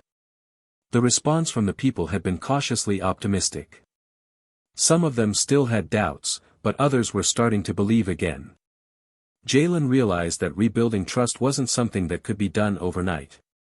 It wasn't just about fixing the technology, it was about connecting with people, showing them that he cared, and proving through consistent action that he could deliver on his promises. The next few weeks were critical. BridgeSpark made visible improvements to the system, and Jalen ensured that the community was kept in the loop. He made public appearances, sat down with skeptical customers, and answered every question they had. Slowly, the tide began to turn. Reports of additional failures dropped, and the media started to acknowledge the company's efforts to correct the mistakes. By the end of the month, Jalen felt a sense of cautious optimism. Trust wasn't something he could force, it was something he had to earn, step by step. And as he stood there, watching the lights of the city flicker back to life, he knew that this was only the beginning of the real work ahead. But for the first time in a while, Jalen felt like he wasn't carrying the weight alone. The people were starting to believe again. And with that belief, he knew that he could keep moving forward. Jalen sat in the sleek, minimalist conference room, staring at the projection screen in front of him. His team was scattered around the table, each of them fully focused on the digital map outlining BridgeSpark's next steps, new cities to be powered, more homes to be served, and broader reach into underserved regions. But as he glanced over the numbers, Jalen couldn't shake the nagging feeling in the pit of his stomach. The pressure was mounting, and with the growing demands of success, he had to ask himself, what does the future of energy really look like? Lisa, the lead engineer, broke his reverie. We've completed our scalability tests in Chicago and Miami. With the fixes in place, the system is ready to go live in new markets. We just need your sign-off on the deployment schedules. Jalen nodded, but his mind wasn't on the logistics of the expansion. His thoughts were fixed on the bigger picture. Where does this technology go from here? He leaned forward, resting his elbows on the table. We've been talking a lot about expanding the system, but I think we need to step back for a second and think about the long-term vision. Yes, we've addressed the immediate concerns, but what happens when we hit a global demand? What happens when every city in the world wants in on BridgeSpark's technology? There was a pause, and everyone turned their attention to him. It was a question they'd been avoiding, one they didn't know how to answer, but one that was becoming unavoidable. We've made significant progress, Marcus spoke up, but we're not just scaling up for profit, we're scaling up for the planet. This has the potential to be the solution for climate change, Jalen. It's not just about electricity, it's about changing the world's energy consumption model. Jalen looked at Marcus, appreciating his idealism. It was part of what had drawn him to BridgeSpark in the first place, the shared passion for creating a positive impact.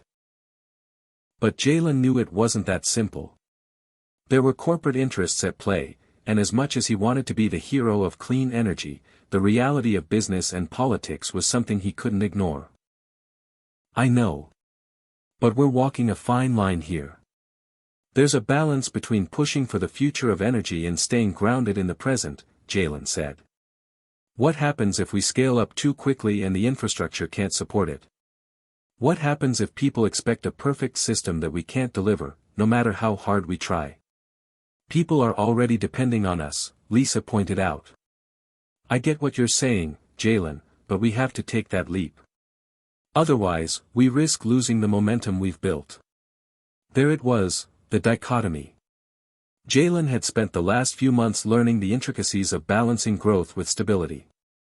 He could feel the weight of both paths pulling him in different directions. The world wanted change.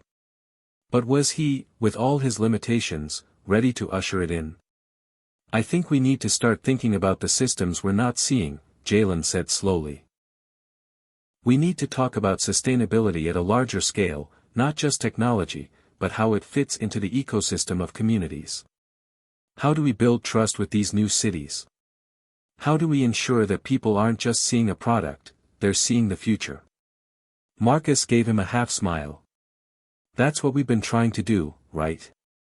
But we can't forget that it's not just about the technology, it's about access. We need to make sure that what we're offering is available to everyone. Especially the communities that need it most. Jalen nodded. Exactly. If we're going to claim that we're the future of energy, then we need to think beyond the market, beyond the investors. We need to prioritize accessibility and social impact over profits. Because in the end, that's what's going to define BridgeSpark, not how fast we scale, but how we change the lives of the people who rely on us. The team continued to discuss the future plans, and over the next few days, Jalen immersed himself in new ideas for the project. It was easy to be swept up in the whirlwind of growth, the promise of global domination, the allure of being the next Steve Jobs of clean energy. But Jalen's mind kept returning to the idea of impact. What would truly make a difference in the long run? As the days passed, he came to a realization. BridgeSpark had the potential to change the way the world consumed energy, but only if they remained focused on something bigger than profits. They needed to become a catalyst for systemic change, pushing the boundaries of not just technology, but policy, economics, and social infrastructure. Jalen set up a meeting with some of the country's top renewable energy experts, a group of academic leaders who had already been working on solutions to global energy crises. He knew that BridgeSpark couldn't do it alone. It needed to collaborate with those who understood the deep complexity of the energy grid and the challenges of transitioning from fossil fuels to renewables. Together, they could rethink the entire energy landscape. When the meeting day arrived, Jalen entered the conference room with his usual calm but purposeful demeanor. Around the table sat a group of academics, engineers, and government officials. The room was quiet, but Jalen could feel the anticipation. These were the people who could make or break the future of his company. Jalen cleared his throat. "I've brought you all together today because I believe we're at a crossroads.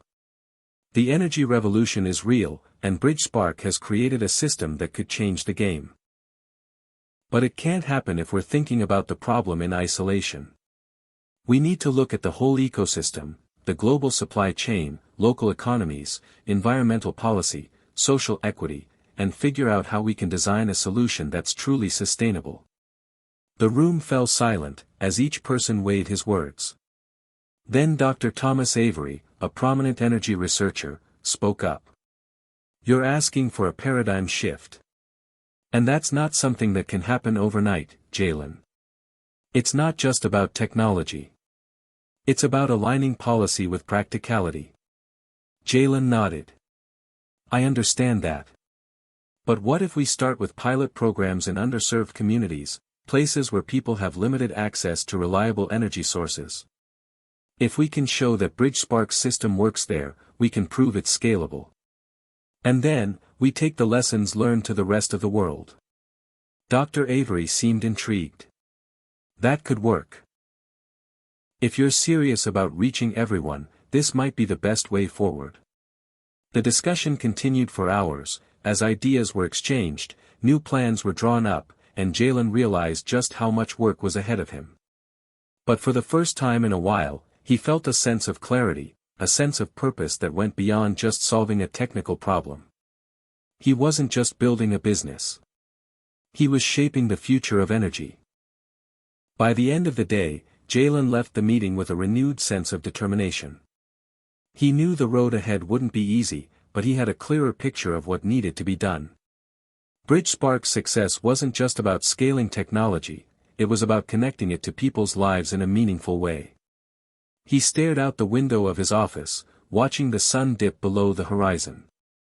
The future was full of challenges, but it was also full of possibilities. And with that thought in his mind, Jalen finally felt ready to take the next step, into the future of energy.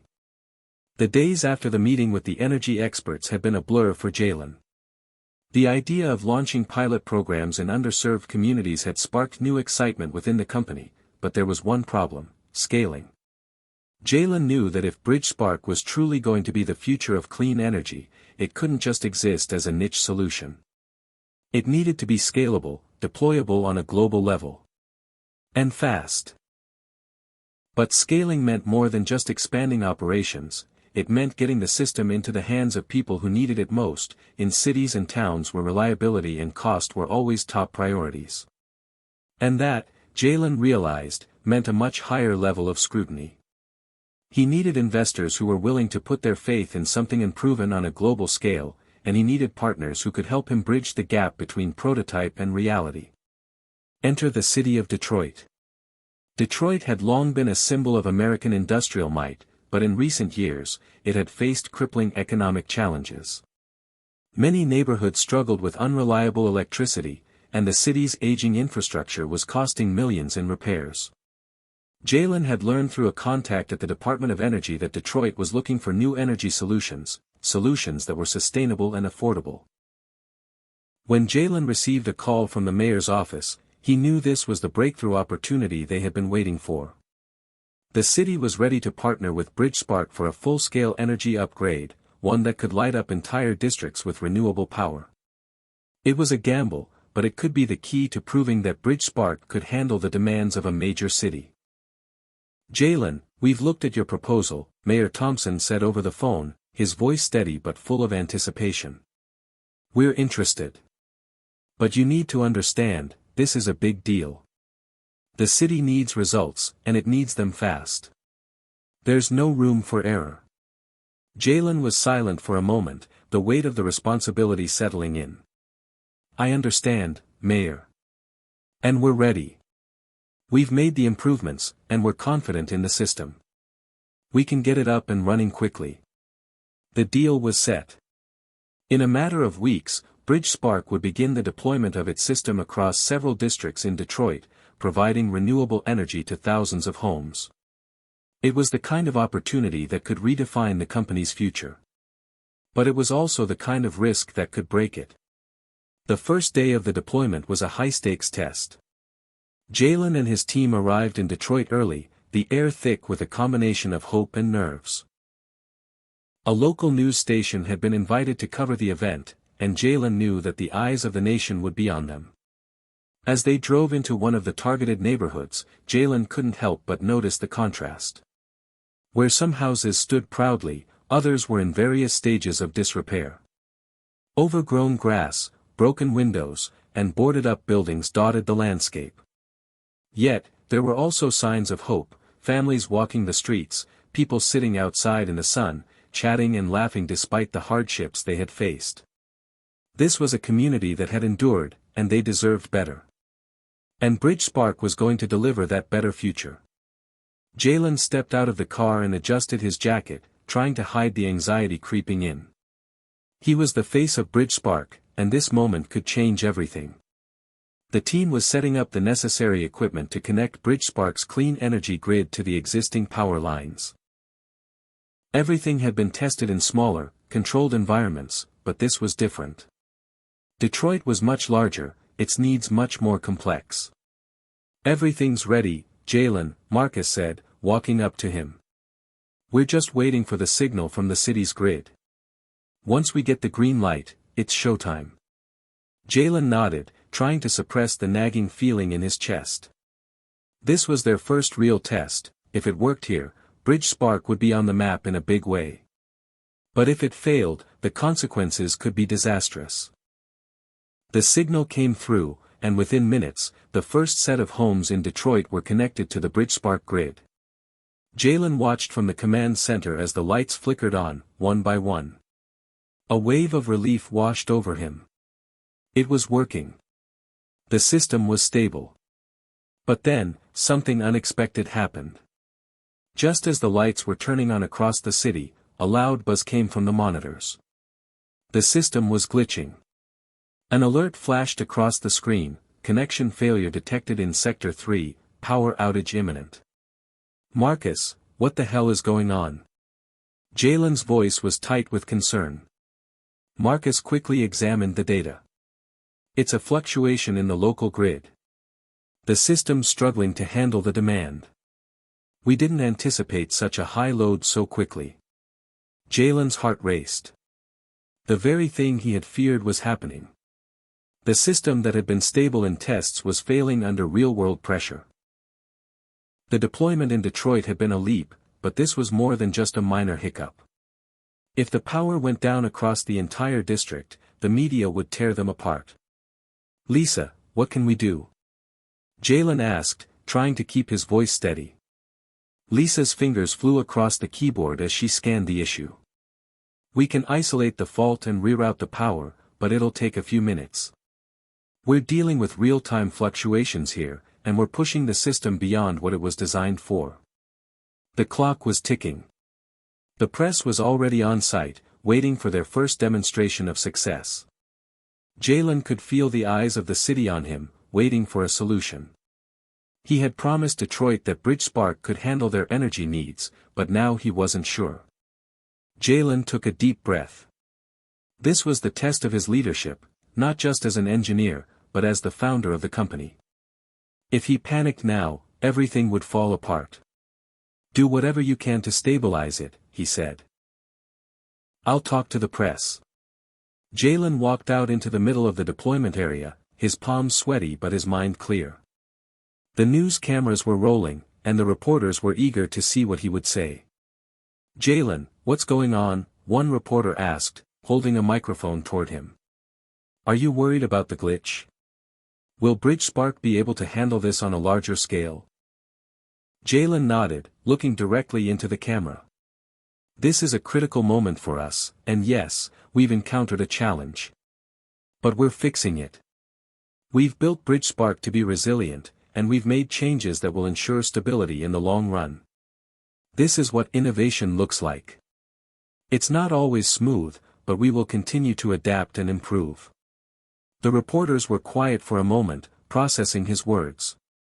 Then, another voice called out from the crowd. You're confident the system can still deliver power to Detroit? Even with the issues? Jalen took a breath. I'm confident that this system is the future of energy. And while we're facing a challenge right now, I believe in this team. And I believe that we will overcome this. It took another 15 minutes, but the team managed to stabilize the system. The power grid was restored, and the lights came back on. There was a collective sigh of relief, both from the team and the residents of Detroit who had gathered nearby. They were witnessing the first steps of a monumental shift in how energy could be produced and delivered. Later that night, Jalen sat in his hotel room, his thoughts racing. The glitch had been a setback, but it hadn't broken them. He knew that the road ahead would be filled with more tests, bigger tests, more challenges, but for the first time, he felt the full weight of the responsibility he had taken on. BridgeSpark was no longer just an idea. It was a promise to the future, and no matter what came next, Jalen was committed to keeping that promise. Jalen leaned against the cool glass window of his office, looking out at the bustling city below. Detroit, once on the brink of collapse, was beginning to feel the glow of something new. The streets were brighter, more alive. People were hopeful again. It was working. But with the success of BridgeSpark's first major deployment came a new set of problems. The phone calls from investors had become more frequent, the meetings with corporate partners more intense. Everyone wanted a piece of the future of energy, but not everyone had the same vision. Jalen rubbed his temples, feeling the weight of it all. For the first time since he had embarked on this journey, he wasn't sure how much longer he could carry it alone. Jalen, we need to talk, Lisa's voice came from the doorway. She was standing there, arms crossed, an expression of concern on her face. She had always been the level-headed one, the stabilizing force in the chaos of their growing company. Jalen straightened up, offering a tired smile. What's up? You're pushing too hard, she said bluntly. You're running yourself ragged. We all see it. You've been pulling all-nighters, making calls to investors until 3 a.m. You're not thinking straight. Jalen took a deep breath, knowing she was right. But admitting it out loud felt like an admission of failure. He had built this from the ground up, and the pressure to keep it growing was suffocating. I'm fine, Lisa, he lied. It's just a lot of moving parts right now. I've got to stay on top of it. No, you don't. We're all here. You've built this team for a reason. You don't need to do it all alone, Lisa replied, her voice firm but kind. Jalen opened his mouth to argue, but Lisa held up a hand. Look, we're not just employees, Jalen. We're a family. And right now, you're pushing everyone away by trying to handle everything by yourself. Jalen looked at her, feeling the sting of truth. She was right. He had been pulling away from everyone, too consumed with making the company a success. In his drive to save the world, he had neglected the people who were right there beside him. The people who had believed in him from the start. Thanks for saying that, Lisa, Jalen said quietly, his voice thick with emotion. I guess I've been too focused on making everything perfect that I forgot to take care of the people who made it possible. Lisa softened. It's not about perfection. It's about progress. And you've already come so far. The pressure was suffocating, though. Everywhere Jalen turned, there were expectations to meet. The investors were pushing him to scale faster, to expand beyond Detroit and into other cities. Some wanted him to consider international markets. Others were already asking about the next phase, how BridgeSpark could compete with other energy giants who had a decades-long head start. Every conversation felt like a negotiation. Every decision weighed on him like a 100-pound weight on his shoulders.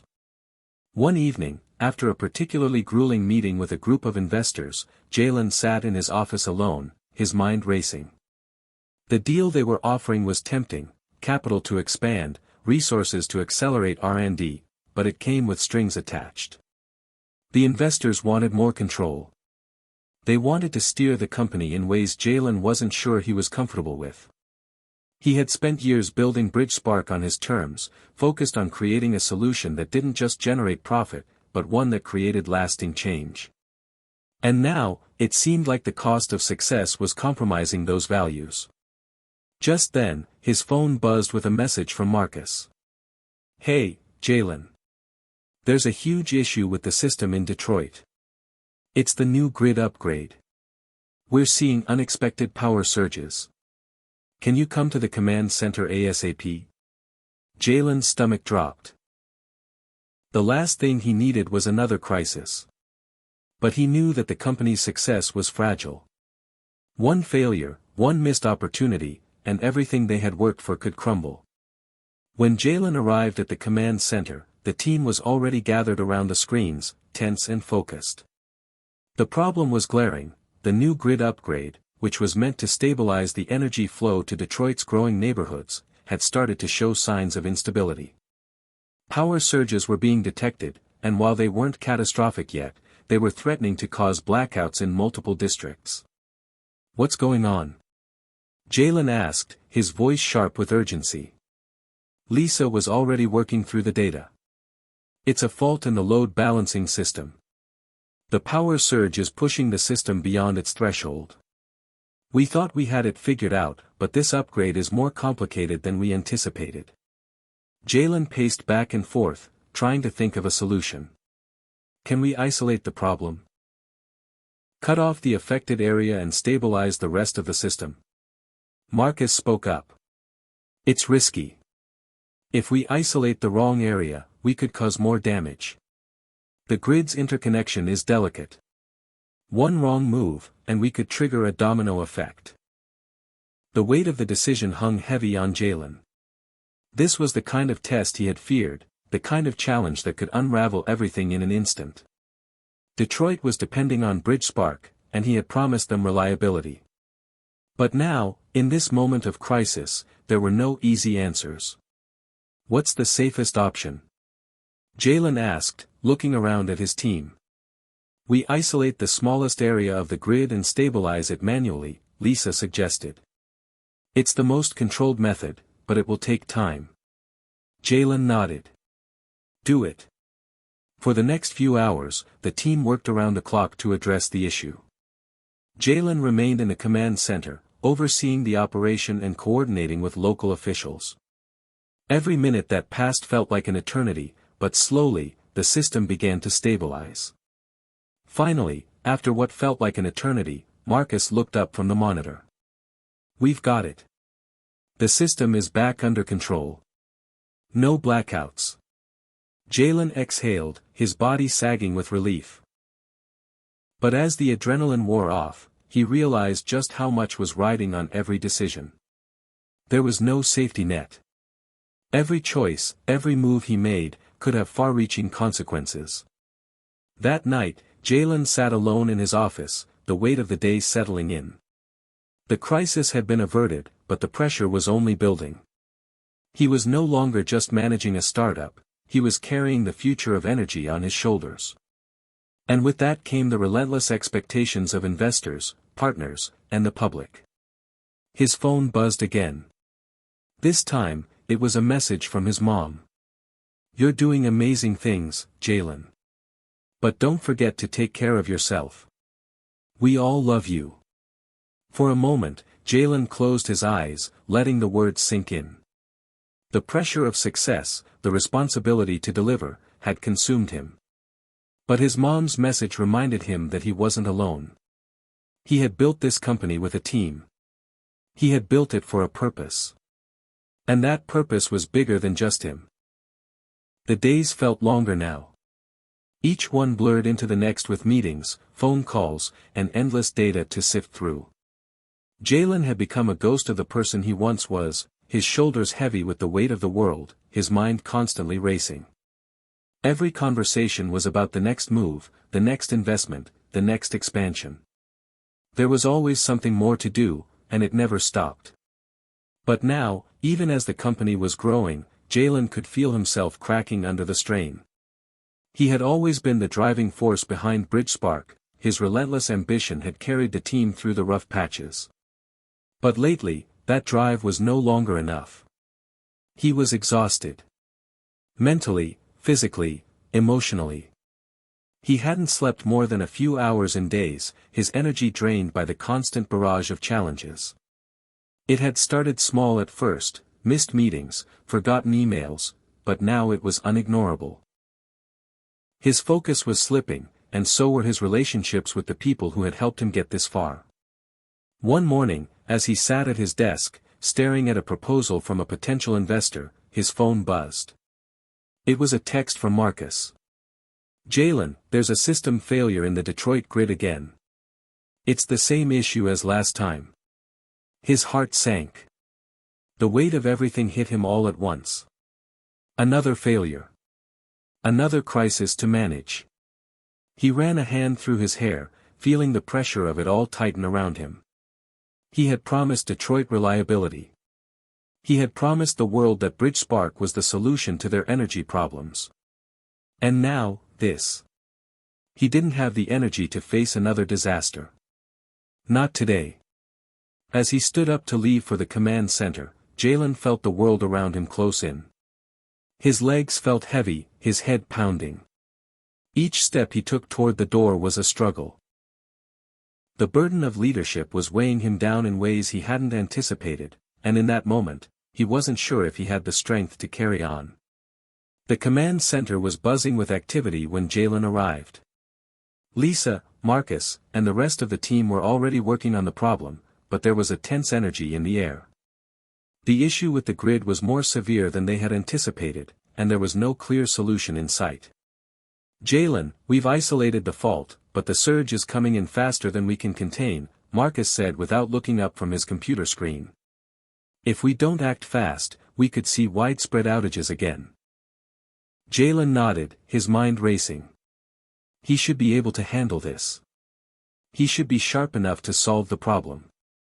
But he felt like a bystander in his own life, watching the chaos unfold around him while his brain struggled to process the information.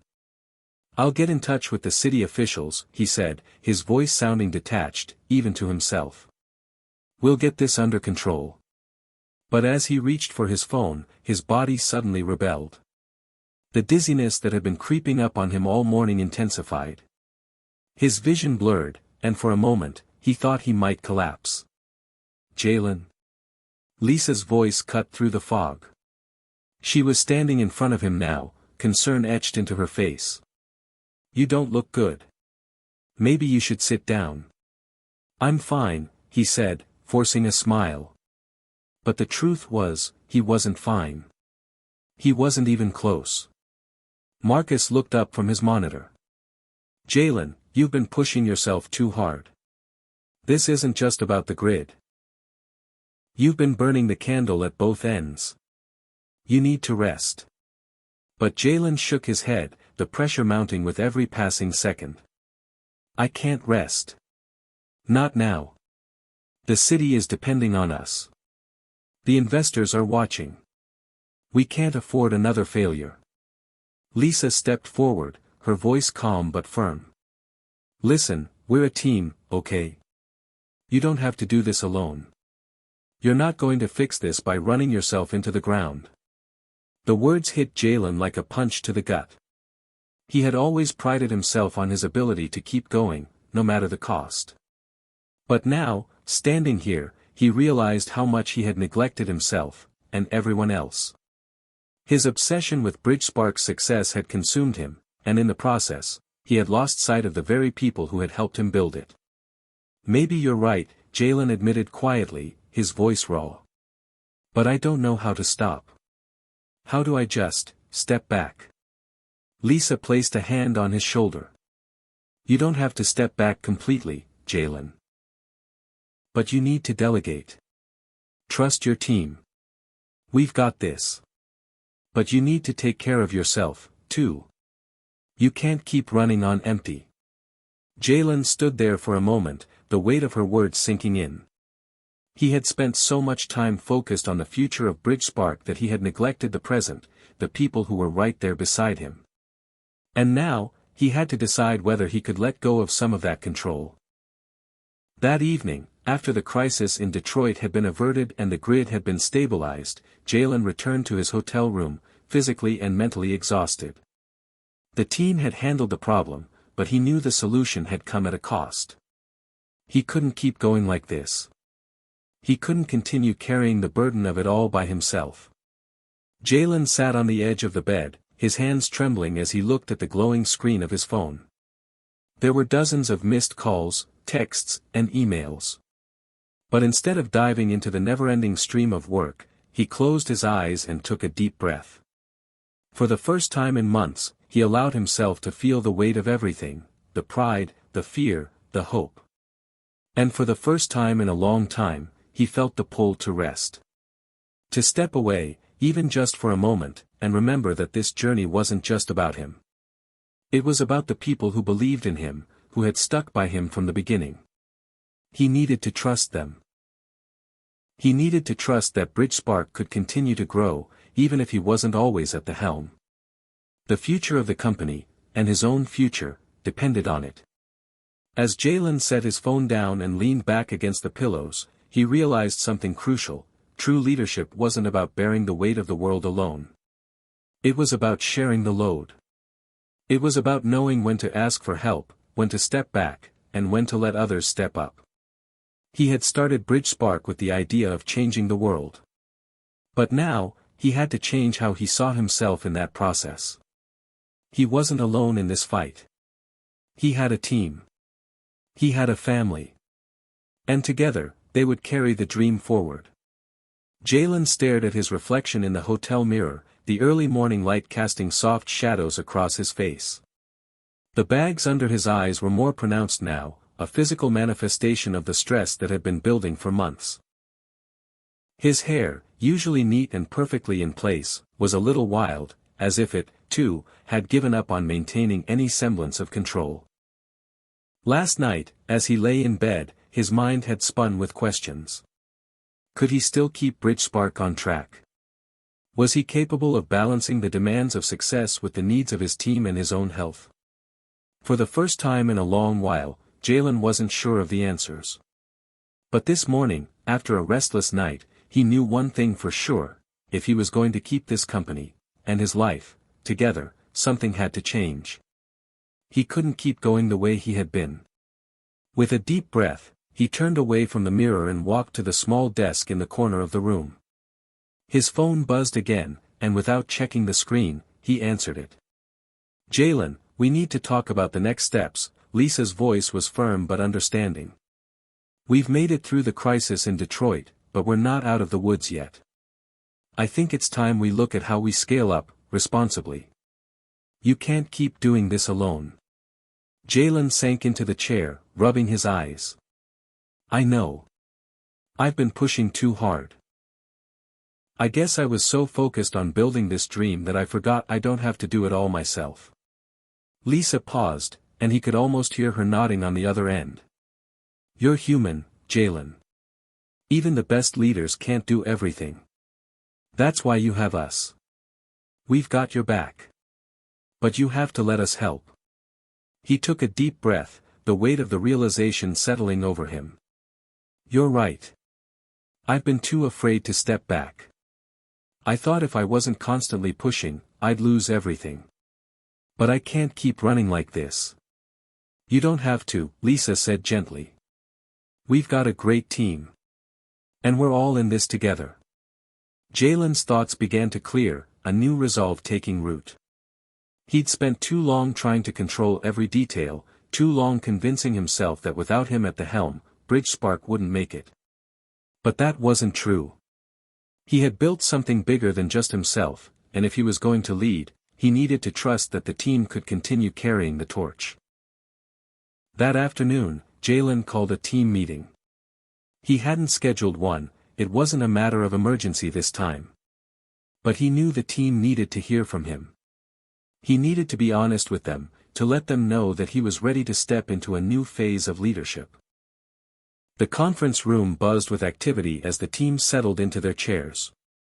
Jalen stood at the front, trying to shake off the nervous tension that was creeping up inside him. This was different. This wasn't just a business meeting. This was him acknowledging that his role had to change, that the company needed a new kind of leadership. He cleared his throat and began. I've been thinking a lot about where we are, and where I am. The past few months have been, a lot. And I've realized that I've been pushing myself, and all of you, too hard. I've been trying to do everything myself, and that's not sustainable. Not for me, and not for BridgeSpark. There was a moment of silence, and then Lisa gave him a reassuring smile. Jalen knew she understood exactly what he was saying. She had been the one to push him to acknowledge his limits in the first place. I'm here because of all of you, Jalen continued, his voice growing steadier. I didn't build this alone. I didn't get this far alone. So, it's time I stop acting like I have to carry it all on my shoulders. From now on, I'm delegating more. I'm trusting you all to step up. You're as much a part of this as I am. Marcus spoke up from the back of the room. Jalen, we're with you. We've always been. But we can't do it without you either. We all know you've been putting in the work, and now it's time for us to put in the work, too. We've got your back. Jalen nodded, his heart lightening as he looked around the room. The faces of his team weren't just employees, they were the ones who had believed in his vision, who had helped bring BridgeSpark to life. And now, they were there to help carry it forward. We're a family, and that's how I want us to operate. Everyone has a role to play. Everyone's voice matters. Jalen's voice softened. It's not just about me anymore. It's about all of us. We're going to build this together. Lisa smiled warmly. And that's exactly how we'll succeed. As a team. The conversation that followed was one of the most honest and productive Jalen had ever had with his team. They discussed the future, not just of the company but of their individual roles, how they could divide responsibilities more effectively. They all knew the stakes were high, but for the first time in a long while, Jalen felt a sense of peace. They weren't in this alone. That evening, Jalen sat in his office, reviewing notes from the meeting. The tension that had been a constant in his chest had started to ease. There were still challenges ahead, there were always challenges ahead, but now he felt ready to face them, not as an individual fighting alone, but as a leader standing alongside a team that had his back. His phone buzzed again, this time a message from his mom. Proud of you, Jalen. Remember, you don't have to do it all. You've got people who love you and support you. He smiled, feeling a warmth spread through him. For the first time in months, he wasn't thinking about the next hurdle, the next crisis. He was simply present. And for the first time, he realized that stepping back wasn't a sign of weakness, it was a sign of strength. As the night grew quiet, Jalen sat back in his chair, looking out the window at the city below. The future of BridgeSpark was still uncertain, but one thing was clear, it wasn't just his future to carry anymore. It was theirs. And that was something he could finally embrace. The pressure hadn't disappeared, but it had become more manageable, more bearable. And for the first time in a long time, Jalen felt like he was exactly where he needed to be. The days that followed Jalen's meeting with the team were marked by a newfound sense of unity and purpose. The atmosphere at BridgeSpark was different now, lighter, more collaborative. The pressure that had once felt suffocating was still present, but it no longer dominated every conversation or every moment. For the first time in a long time, Jalen could feel himself breathing easier. It wasn't an instant fix, of course. Success wasn't something that could be flipped on like a switch. But there was a shift, a subtle one, that was impossible to ignore. The way the team operated was different. They were more communicative, more proactive. And Jalen, for his part, was learning to trust them more. At the morning team briefing, Marcus presented a new strategy to streamline their operations, a result of several late nights he and the engineers had spent brainstorming. Lisa was already organizing a round of meetings with potential investors, while the rest of the team focused on improving the technology that had earned BridgeSpark its reputation. Jalen watched it all unfold with a quiet sense of pride. This was the team he had dreamed of building, the one that could carry BridgeSpark into the future, even without him at the helm every minute. It was mid-afternoon when Jalen got the call from his mom. The ringtone, a familiar tune from his childhood, instantly brought a smile to his face. He had been so focused on work lately that he hadn't spoken to her in over a week. "Hey, Mom," Jalen answered, leaning back in his chair. "Hey, baby. How's everything going?" she asked, her voice warm but tinged with concern. She always knew when something was off, even if Jalen didn't admit it. "It's going well," Jalen replied, his voice lighter than he had expected. "The team is really stepping up. I think we're starting to turn the corner." "That's wonderful to hear," she said, her voice full of pride. "I've been thinking about you a lot. You've been carrying so much on your shoulders. I know it hasn't been easy." "I've been pushing too hard, Mom," Jalen admitted. "But I'm getting better about trusting the people around me. I can't do this alone. I never should have tried to." "You're learning, Jalen. And that's what matters most. It's okay to lean on others. You've got to take care of yourself too, you know." "I know," Jalen said, feeling a sense of peace wash over him. "I've been getting better about it. I'm learning how to let go of some of the pressure. And it feels good. It feels like I'm finally starting to figure things out." "Good," his mom said, her voice softening. "I've always been proud of you. But I want you to be happy, too. You've got a great team, a bright future ahead of you. Don't lose sight of what really matters." Jalen was quiet for a moment, reflecting on her words. It had been a long time since he had allowed himself to focus on anything other than the success of BridgeSpark. He had neglected his own happiness, his personal life. But now, with everything feeling a little more stable, he realized that his life needed balance. The company wasn't everything. "I won't forget that, Mom. Thanks for always reminding me of what's important." "You're welcome, Jalen. And don't forget to take a break every now and then. You deserve it." After hanging up, Jalen felt a weight lift off his shoulders. It was easy to get lost in the chaos of the company, to lose sight of the people who truly cared about him. His mom's reminder was the wake-up call he needed to make sure he wasn't sacrificing everything for work. The next morning, Jalen did something he hadn't done in ages: he took a day off. The decision wasn't easy. He had been so deeply entrenched in BridgeSpark's day-to-day operations that stepping away felt like a luxury. But he knew it was necessary.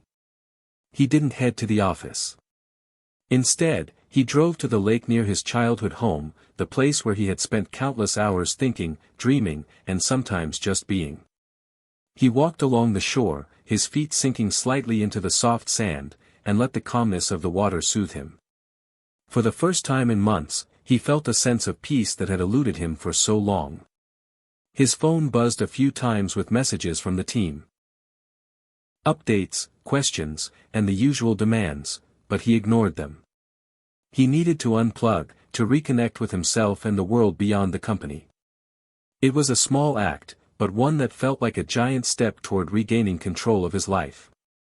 Later that afternoon, as Jalen sat in a quiet cafe, enjoying a cup of coffee, he received a text from Lisa. "Jalen, we have some exciting news. Investors are asking for a meeting next week. We've got them interested."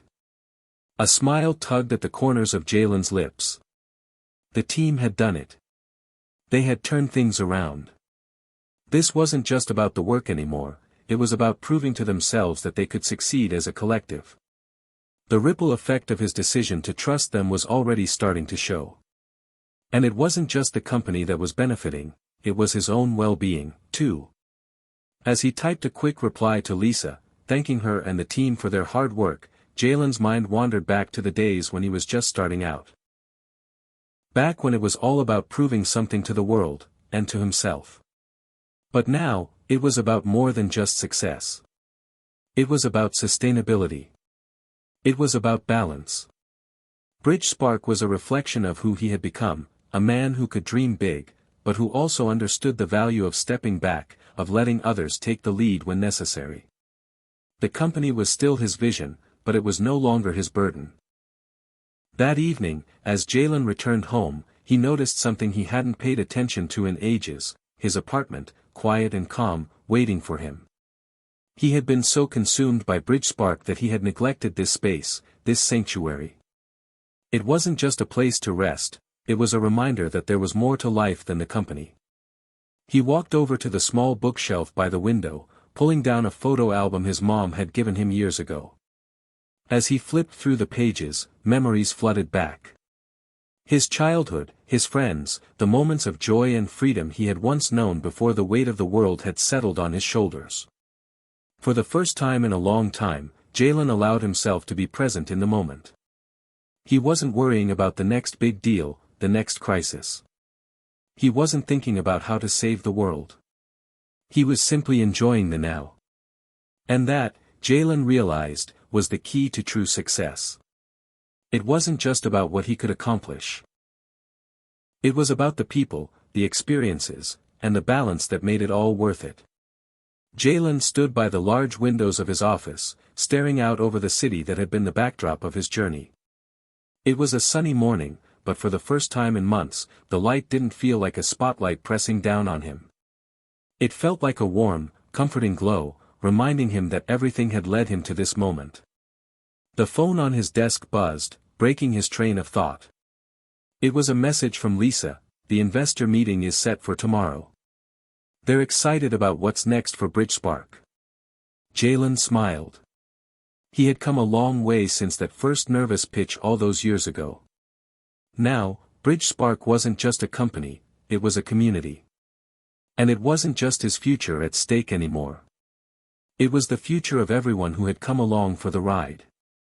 The team had grown stronger, and their work was paying off. The tension that had once been a constant in the office was gone, replaced by a shared sense of purpose. The pressures were still there, of course, success always came with its challenges, but Jalen no longer felt like he was bearing them alone. And that was the greatest change. The door to his office creaked open, and Lisa stepped in, carrying a file under her arm. She flashed him a warm smile. Ready for tomorrow? Jalen leaned back in his chair, the first genuine smile in days crossing his face. I am. We've come a long way, haven't we? Lisa nodded. It's been a hell of a ride. But we've all grown with it. You've grown with it. He met her gaze, grateful for the way she had stuck by him through everything. I couldn't have done it without you and the team. We're all in this together, she said with a wink. That's the point of a team, right? Jalen chuckled, a deep, genuine laugh that felt more like the old him. Yeah, I've learned that the hard way. I've always thought leadership meant doing everything myself. But now I know better. A leader's job is to help others succeed, not just to succeed alone. Lisa placed the file down on his desk, sitting across from him. That's a powerful lesson, Jalen. And I think it's one that's going to serve you, and the company, well in the long run. But we still have to seal the deal tomorrow. Right, Jalen said, his tone growing more serious. Tomorrow is big. This investment could change everything for us. I just want to make sure we don't lose sight of who we are in the process. Lisa raised an eyebrow. You mean, like how you almost lost yourself? Jalen smirked, the playful teasing reminding him of how far he had come. Yeah, like that. I'm not going to let us get too caught up in the chase. We've got something special here. We've built something meaningful. That's the foundation I want to build on. I couldn't agree more, Lisa said. And that's exactly what I plan to highlight tomorrow. We've got a great story to tell. The night before the meeting, Jalen couldn't sleep. He wasn't anxious in the way he had been in the past. It wasn't that he wasn't nervous about the outcome, it was just that he had reached a point of acceptance. If this investment worked out, great. If not, they would keep pushing forward. The company was ready for whatever came next, and so was he. He spent a few hours looking over the company's financials and the pitch deck. It wasn't about perfection, it was about showing the investors that they had a sustainable, innovative company that valued its team and its mission. As he closed his laptop and got ready for bed, his phone buzzed again. It was a message from Marcus. Just wanted to say thanks for everything, Jalen. We're with you, no matter what happens tomorrow. Jalen smiled, his heart swelling with pride. It wasn't just about the money. It wasn't just about the growth or the recognition. It was about the people who had chosen to walk this path with him, who believed in the vision as much as he did. This, he realized, was what success truly looked like. The next morning, the energy at BridgeSpark was palpable. The entire team had gathered in the conference room, preparing for the meeting. Jalen stood at the front, taking in the faces of his team, the people who had become his second family. He could see the nervousness in their eyes, but he could also see the excitement. They were ready for this. They were ready for whatever came next. As they all filed into the conference room, Jalen felt a sense of calm. This wasn't just his pitch anymore. This was their collective vision. They had built this together, and now it was time to share it with the world. The investors filed in, and the meeting began. Jalen had been in countless meetings like this before, but today felt different. He wasn't just the leader trying to sell a dream, he was a part of something bigger. He was part of a team that was doing something special. The presentation went smoothly. The investors asked tough questions, but Jalen answered with confidence, knowing that he wasn't doing this alone. Lisa and Marcus were there to support him, offering their insights and expertise. The team had clearly done their homework, and it showed. When the meeting wrapped up, the investors told them they'd get back to them soon. As Jalen and his team filed out of the room, there was a sense of quiet optimism in the air. A week later, Jalen received the call. The investors had agreed to move forward with the deal. BridgeSpark was officially poised for its next phase of growth. But as Jalen looked around his office, he knew that the true victory wasn't just in the financial backing, it was in the people he had built BridgeSpark with, the lessons he had learned, and the changes he had made. He wasn't the same person he had been when he first started. And that, he realized, was exactly the point. He walked to the window, looking out at the city once more. The skyline was beautiful, but now, he saw it differently. There was no rush to climb higher, no constant need to prove himself. He was exactly where he needed to be. And that was enough. BridgeSpark's future was bright, but Jalen's future was brighter still. It wasn't about chasing success anymore. It was about building something lasting. Something real. Something that would stand the test of time. Hit subscribe and leave a comment with where you're watching from. This story might just spark a new beginning. What's one thing that always pushes you forward, even when things get tough?